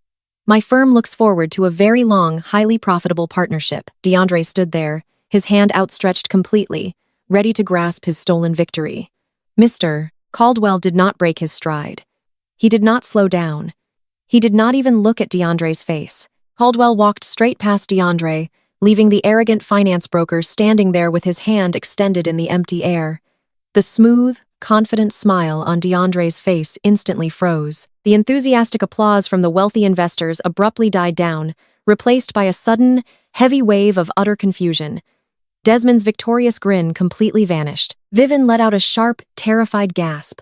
Caldwell bypassed the VIP table entirely. He walked directly toward the back of the ballroom, heading straight for the shadows where I stood flanked by Vance and Maya. The crowd parted instantly, watching in stunned, breathless silence as the distinguished executive approached the woman in the emerald green haute couture gown. He placed the heavy leather briefcase down on a table and unlocked the combination with a loud click. He turned to face me, placing his hand over his heart. He bowed deeply. "Madam Chairman Caldwell," said his authoritative voice, cutting through the dead silence, "your estate documents are ready for execution." The entire ballroom stopped breathing. The absolute impossibility of the moment crashed over the crowd like a physical wave. I did not smile. I simply nodded to Mr. Caldwell and reached out, accepting the heavy leather portfolio he offered. I stepped past him, leaving my protective flank of lawyers, and walked directly toward the raised mahogany stage. DeAndre was completely frozen. His eyes were glassy, staring at me as if I were a terrifying apparition rising from the dead. He did not move a single muscle as I climbed the short wooden steps. I walked right up to him, stopping inches away from his paralyzed, trembling frame. I reached out and calmly took the microphone straight from his cold, sweaty hand. He let it go without a single ounce of resistance. His mind had completely shattered. I turned to face the massive crowd of investors, church elders, and high society socialites. The silence was so profound, I could hear the faint hum of the projector running behind me. Maya, my forensic accountant, moved swiftly to the media control booth at the edge of the stage. She connected a heavily encrypted flash drive to the central audio-visual system. I looked down at Vivian and Desmond sitting at the VIP table. Vivian had both hands clamped over her mouth, her eyes wide with sheer, unadulterated terror. Desmond was gripping the edge of the table, his knuckles entirely white, his face drained of all its charismatic color. Take a very good look at the screen behind me. I instructed the room, my voice echoing with chilling crystal-clear authority through the massive speakers. The beautiful, vibrant, three-dimensional renderings of the West End Renaissance abruptly vanished. The towering glass high-rises and lush green spaces disappeared into blackness. In their place, a stark white document flashed onto the massive display. It was a high-definition scan of the original, unedited Sterling Legacy Trust deed. The document clearly showed the vast commercial blocks of the historic West End district alongside a bold, legally binding ownership seal. The name printed under the sole beneficiary line was completely undeniable. The name was mine. My parents have spent the better part of a decade telling everyone in this room that I am a failure. I announced, my voice slicing through the heavy, tense air like a perfectly sharpened blade. They told you I was a college dropout. They told you I was a bitter, jealous woman who lacked the ambition and grace of my older sister. They painted a beautiful, tragic picture of their own endless patience while dealing with a troubled, ungrateful child. I pressed a button on the remote Maya had handed me. The screen shifted instantly. 2 documents appeared side by side. On the left was the official withdrawal ledger from my private college savings account. On the right was the direct deposit receipt into Kendra's personal checking account. The amount transferred was $120,000.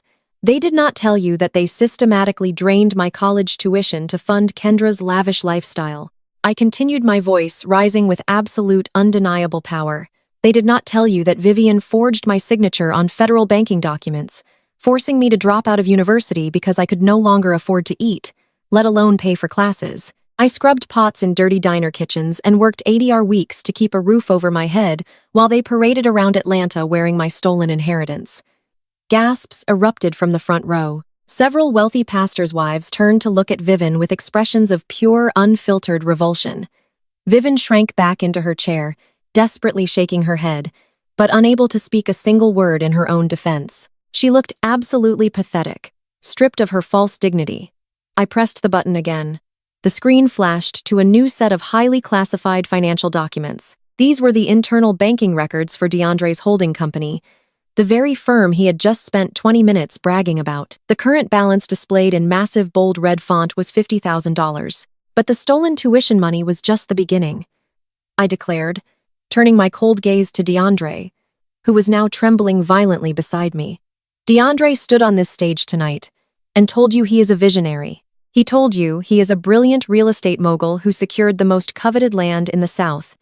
He told you he owns the West End district. I took a slow, deliberate step toward the edge of the stage, looking directly into the eyes of the panicked investors. He does not own a single blade of grass. I stated, my words landing like heavy hammer blows. That land belongs to my late mother, Camille Sterling. As the sole heir of the Sterling legacy, I possess total absolute ownership of those 3 commercial blocks. DeAndre used forged authorization documents provided by my father to list my ancestral land as collateral for this fraudulent project. He has been selling you absolute air. The reaction was instantaneous and entirely explosive. The polite, wealthy restraint of the Atlanta elite completely evaporated. A prominent real estate investor in the second row jumped to his feet, his face purple with blinding rage. His veins were visibly bulging against his neck. Are you telling us he does not hold the deeds? The investor roared, pointing a shaking finger at DeAndre. What about our money? We wired him millions of dollars this morning based on the absolute assurance from the church. I looked down at the angry investor, my expression completely devoid of pity. Your money is entirely, I answered truthfully. DeAndre used your life savings to pay off his mounting personal debts, buy custom designer suits, and keep his fake investment firm from collapsing. He promised you a massive return on a property he never had the legal right to touch. And as the rightful legal owner of the Sterling Trust, I am officially killing the West End Renaissance project right here and right now. Chaos completely erupted in the ballroom. People were shouting, pushing their chairs back, and demanding immediate answers. The wealthy deacons who had trusted their pastor's endorsement looked at Desmond with absolute homicidal fury. They realized they had been conned by their own spiritual leader. The very man who baptized their children had enthusiastically helped a ruthless scam artist drain their entire retirement accounts. They began and marching aggressively toward the VIP table, their shouts drowning out the soft background music. DeAndre finally snapped out of his paralyzed state. He lunged toward me, desperately, reaching for the microphone, his face twisted in sheer blinding panic. "Zuri, stop," he begged, his voice cracking pathetically. "You do not understand what you are doing right now. You are going to permanently ruin all of us. Please just turn off the projector." I easily sidestepped his frantic grasping hands. Two of my private security guards instantly materialized from the shadows rushing the stage. They grabbed DeAndre by the shoulders and forcefully shoved him back, pinning him firmly against the heavy wooden podium. He struggled uselessly, his expensive suit wrinkling as he whimpered in absolute defeat. "I am not ruining you, DeAndre," I said, speaking directly into the microphone, so the entire enraged ballroom could hear his ultimate humiliation. "You ruined yourself completely. You built a fragile house of cards on a deep foundation of lies, and you actually thought I would let you use my name to save it. You are nothing but a common thief wearing an expensive watch." Kendra suddenly shrieked from the back of the crowded room. She was aggressively pushing her way through the angry crowd, tripping over the hem of her designer dress. Her flawless makeup was completely ruined by streaming tears of sheer panic. "This is incredibly illegal," Kendra screamed, pointing frantically at the massive digital screen, displaying their undeniable financial crimes. "You cannot simply show our private bank accounts to these people. We are going to sue you for defamation, Zuri. We will take everything you currently have and throw you back on the streets." I laughed, a cold, sharp sound that easily cut through the shouting crowd. The furious investors parted, letting her stumble toward the front of the stage. She looked utterly deranged, completely stripped of all her high society elegance and fake poise. "You cannot sue me for defamation when I am presenting verified federal banking records, Kendra," I replied, looking down at her frantic, tear-stained face. "And you certainly cannot take everything I have because you are entirely bankrupt. Your credit cards declined yesterday because I froze your accounts. You do not even have enough money left to pay for the parking valet tonight. Your entire fake life is officially over." Kendra collapsed onto her knees right there on the plush ballroom carpet, sobbing uncontrollably into her trembling hands. The cherished golden child was finally completely broken. The grand ballroom doors suddenly banged open again. Several prominent local reporters and financial journalists who had been explicitly invited by DeAndre to cover his victorious real estate announcement were now furiously typing on their phones, capturing every single second of the spectacular meltdown. DeAndre had invited the press to document his monumental success, and instead, they were eagerly broadcasting his absolute destruction live to the entire city. I stood incredibly tall on the stage, watching the frantic, angry investors completely surround the VIP table, cornering my father and Vivian.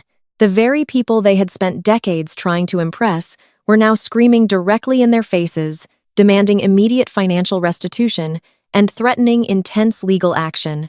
I calmly reached down and turned off the microphone, handing it smoothly to one of my security guards. The execution was entirely complete.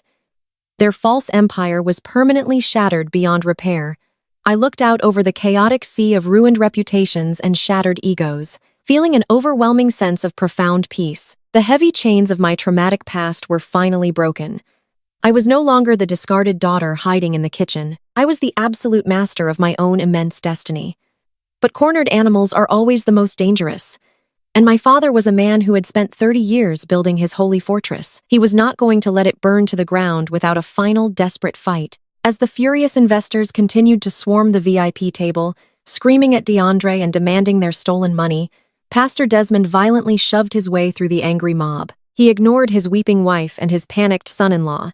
His eyes were completely bloodshot, locked onto me with a terrifying, unholy rage. He marched toward the stage, his heavy footsteps thudding against the wooden stairs. I did not retreat. I stood my ground watching him approach. He reached the podium and aggressively snatched the backup microphone from the stand, his knuckles completely white. "Please listen to me," Desmond bellowed into the microphone, his booming, charismatic voice completely drowning out the chaotic shouting in the grand ballroom. He raised his hands high in the air, instantly slipping back into the practiced, authoritative role of the infallible spiritual leader.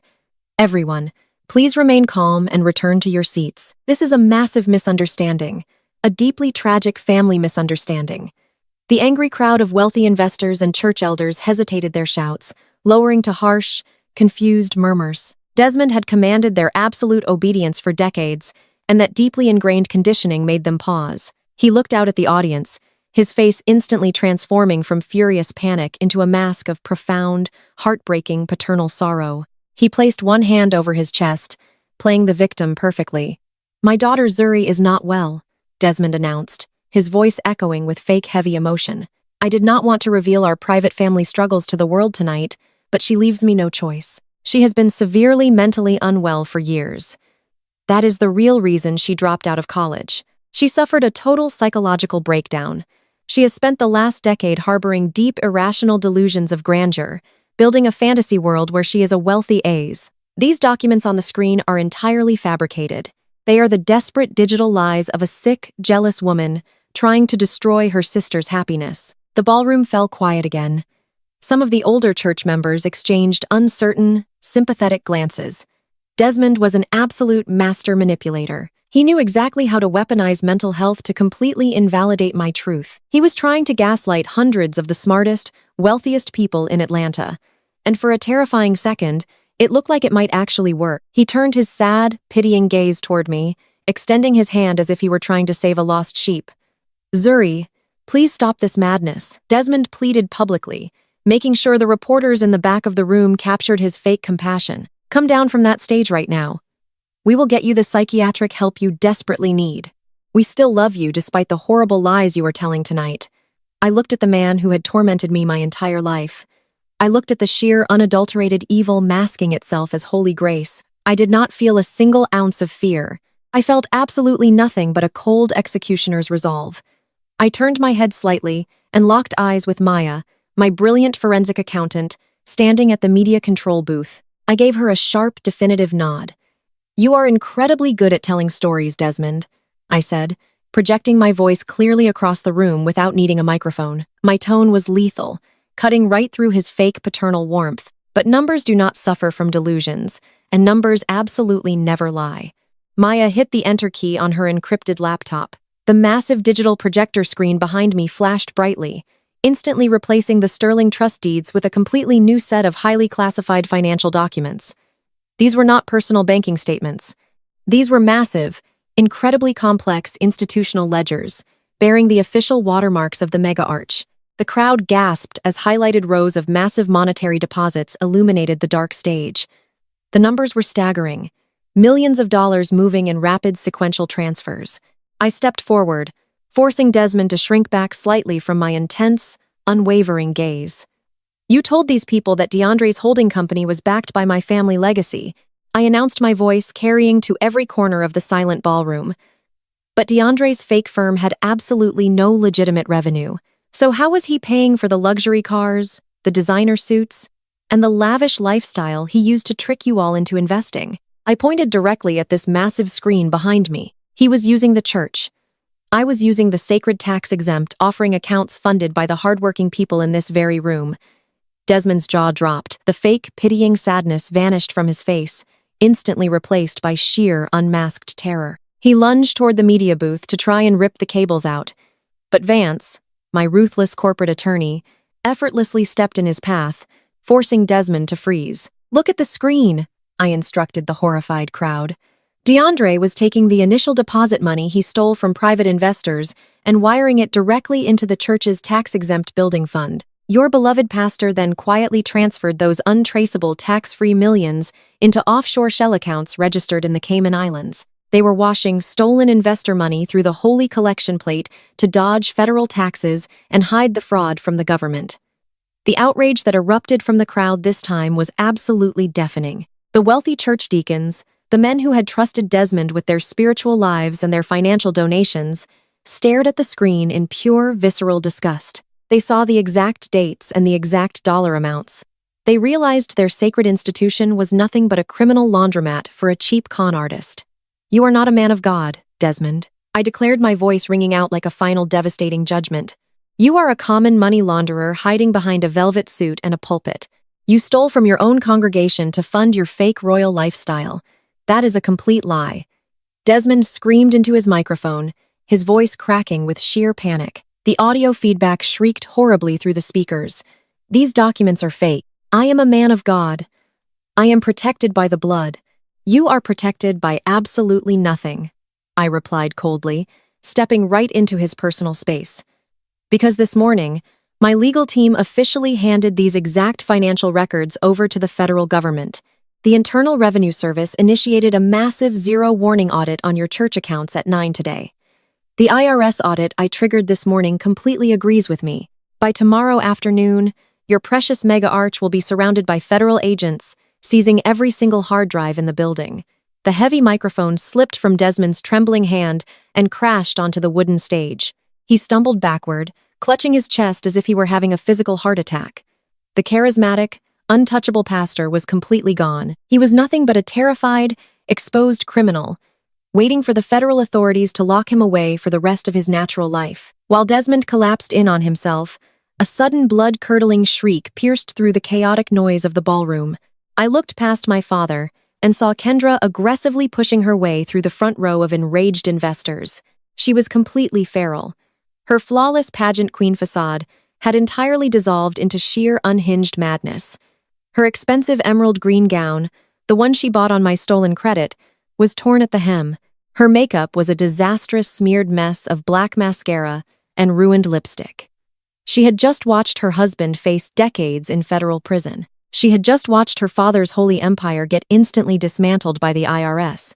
She realized that her entire identity, her wealth, her social status, and her arrogant superiority were completely erased. She had absolutely nothing left, and her fragile, narcissistic mind simply could not process the total destruction.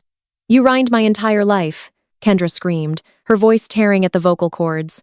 "You ugly, jealous, pathetic caterer. I am going to kill you." Kendra kicked off her designer heels and lunged violently toward the stage. She scrambled up the wooden steps like a rabid animal, her manicured hands hooked into claws, aiming directly for my face. She wanted to physically rip the composure right off me. She wanted to drag me down to the floor and beat me into the submissive, broken sister she had bullied for 28 years. I did not flinch. I did not step back. I simply stood there, my posture perfectly straight, my expression completely bored as if watching a toddler throw a desperate tantrum. Before Kendra could even cross the distance of the stage, before she could land a single desperate scratch on my flawless haute couture gown, my private security team moved with terrifying professional speed. Two massive, heavily muscled private security guards intercepted her in a fraction of a second.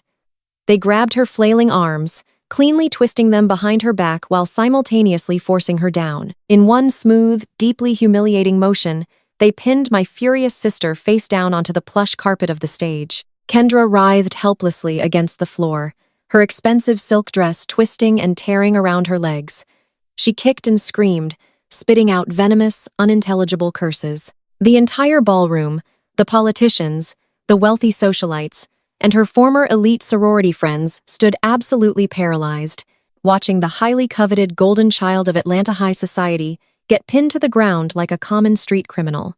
I slowly walked over to where she was pinned, looking down at her ruined, tear-stained face, pressed harshly against the stage floor. I leaned in incredibly close to her ear, making sure that only she could hear my absolute final promise to her totally shattered, broken ego.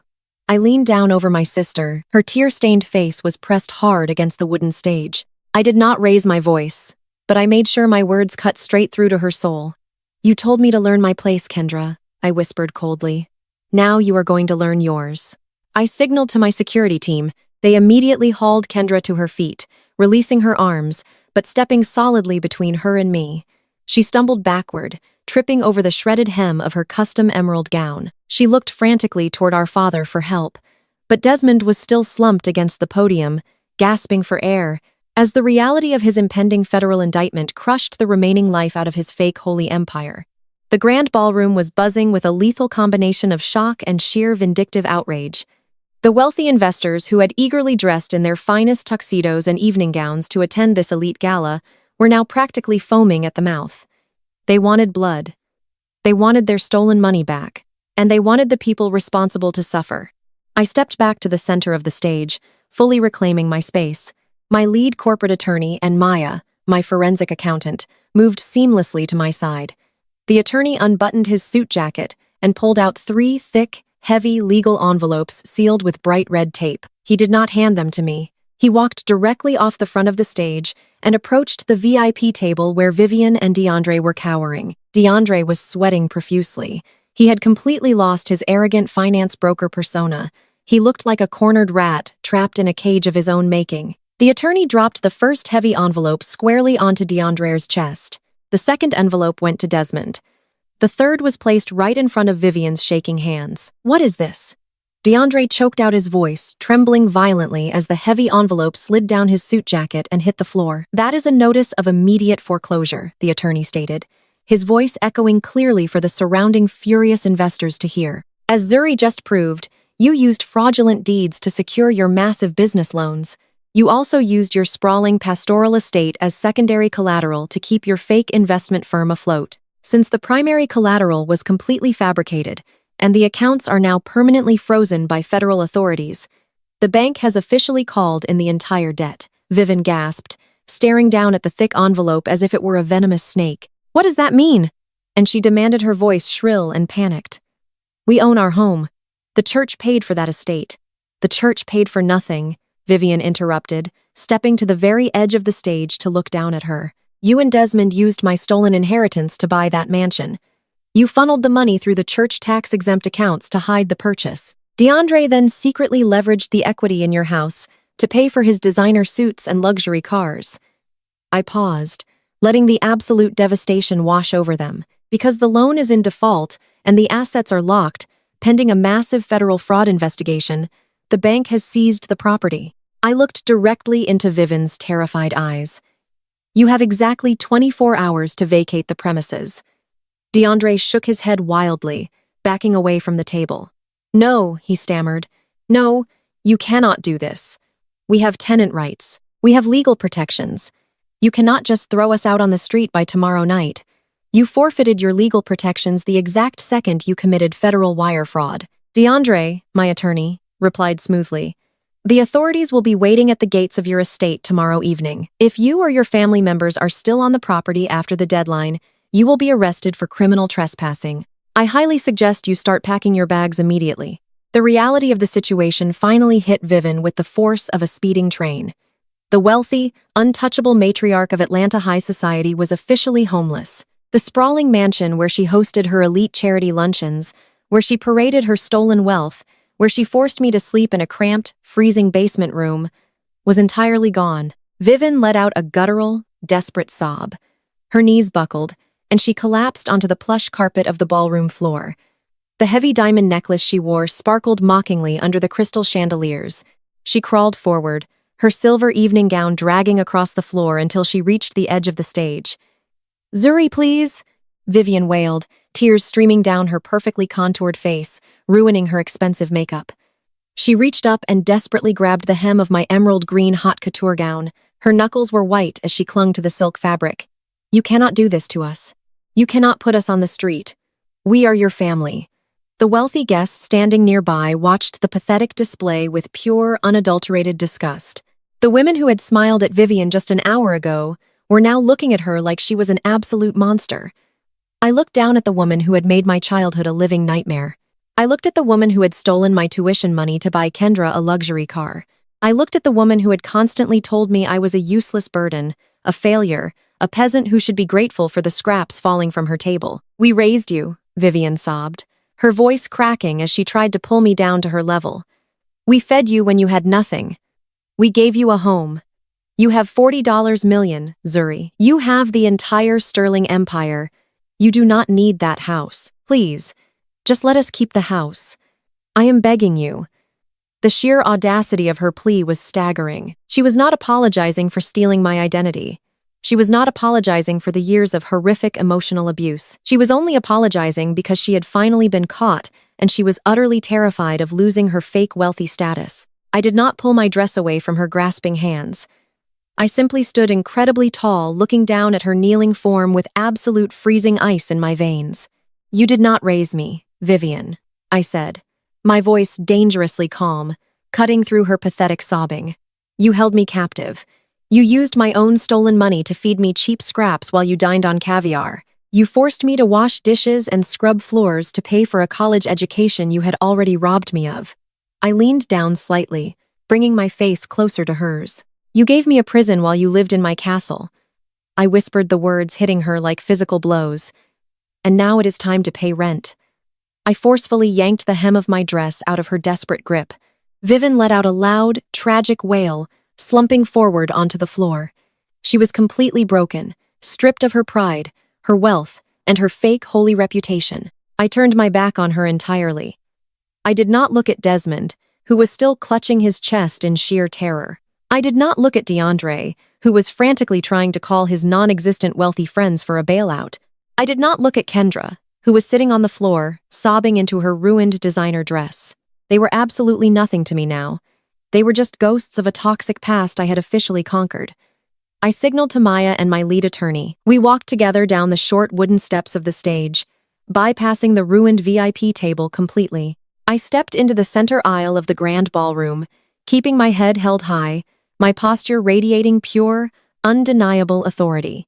The massive crowd of angry investors, politicians, and high society elites immediately parted for me.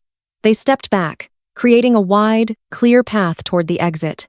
No one said a word to me, no one dared to block my way. They simply watched me with expressions of profound, absolute respect. As I walked down the aisle, I could hear the aggressive shouting starting up again behind me. The wealthy church deacons had finally recovered from their shock and were completely surrounding Desmond, Vivian, and DeAndre. They were demanding their stolen money, promising brutal legal action, and screaming about the sheer betrayal of their spiritual trust. I did not stop to watch the carnage. I did not need to.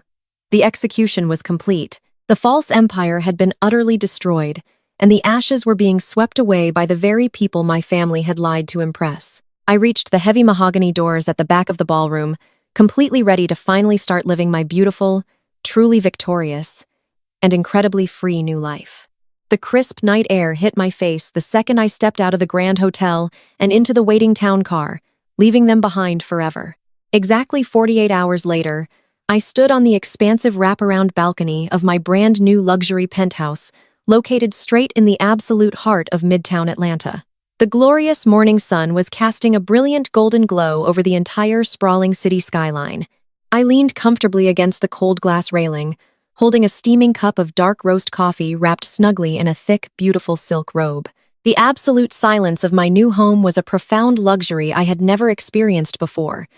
There were no harsh demands, no cruel criticisms, and no fake performances required. I was simply breathing in my own success.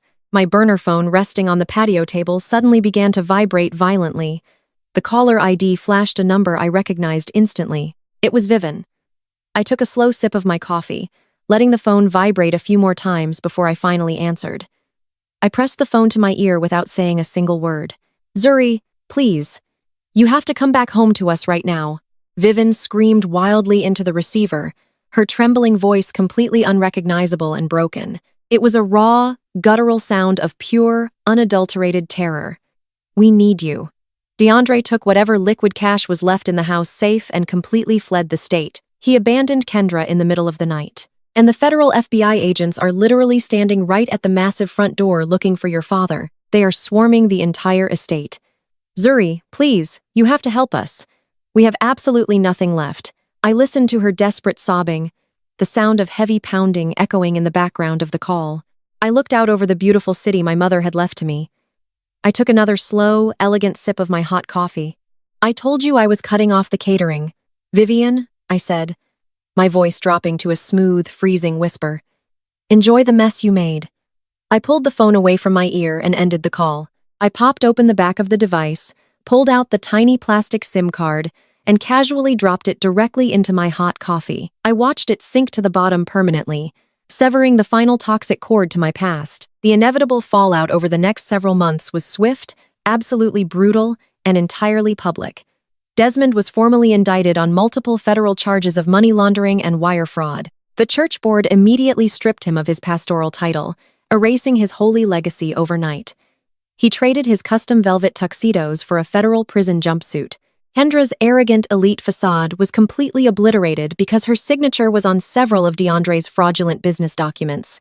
She was hit with massive conspiracy charges. Her wealthy sorority friends entirely abandoned her, refusing to even acknowledge her existence. The former pageant queen was forced to take a minimum wage job scrubbing floors at a local retail store just to afford her mounting legal fees. Vivian lost everything she had ever cared about. Stripped completely of her stolen wealth and her precious high society status, she was forcefully evicted and forced to move into a tiny, run-down, dirty motel on the far outskirts of the city. She spent her days entirely alone, trapped in a cheap room, a permanent prisoner of her own spectacular greed. They had tried to bury me in the dark, but they ended up digging their own inescapable graves. As they faced their ultimate destruction, I stepped fully into the brilliant light of my reclaimed legacy. The very first thing I did was hire a judge to officially change my last name back to Sterling. I shed the name of the man who had tormented me and proudly took up the mantle of the mother who had loved me enough to secure my future. I did not just keep the wealth to myself. I used a significant portion of my massive trust fund to build something truly meaningful. 1 year after the gala, I stood proudly on the historic campus of Clark Atlanta University. I was wearing a stunning tailored white suit holding a pair of oversized golden scissors.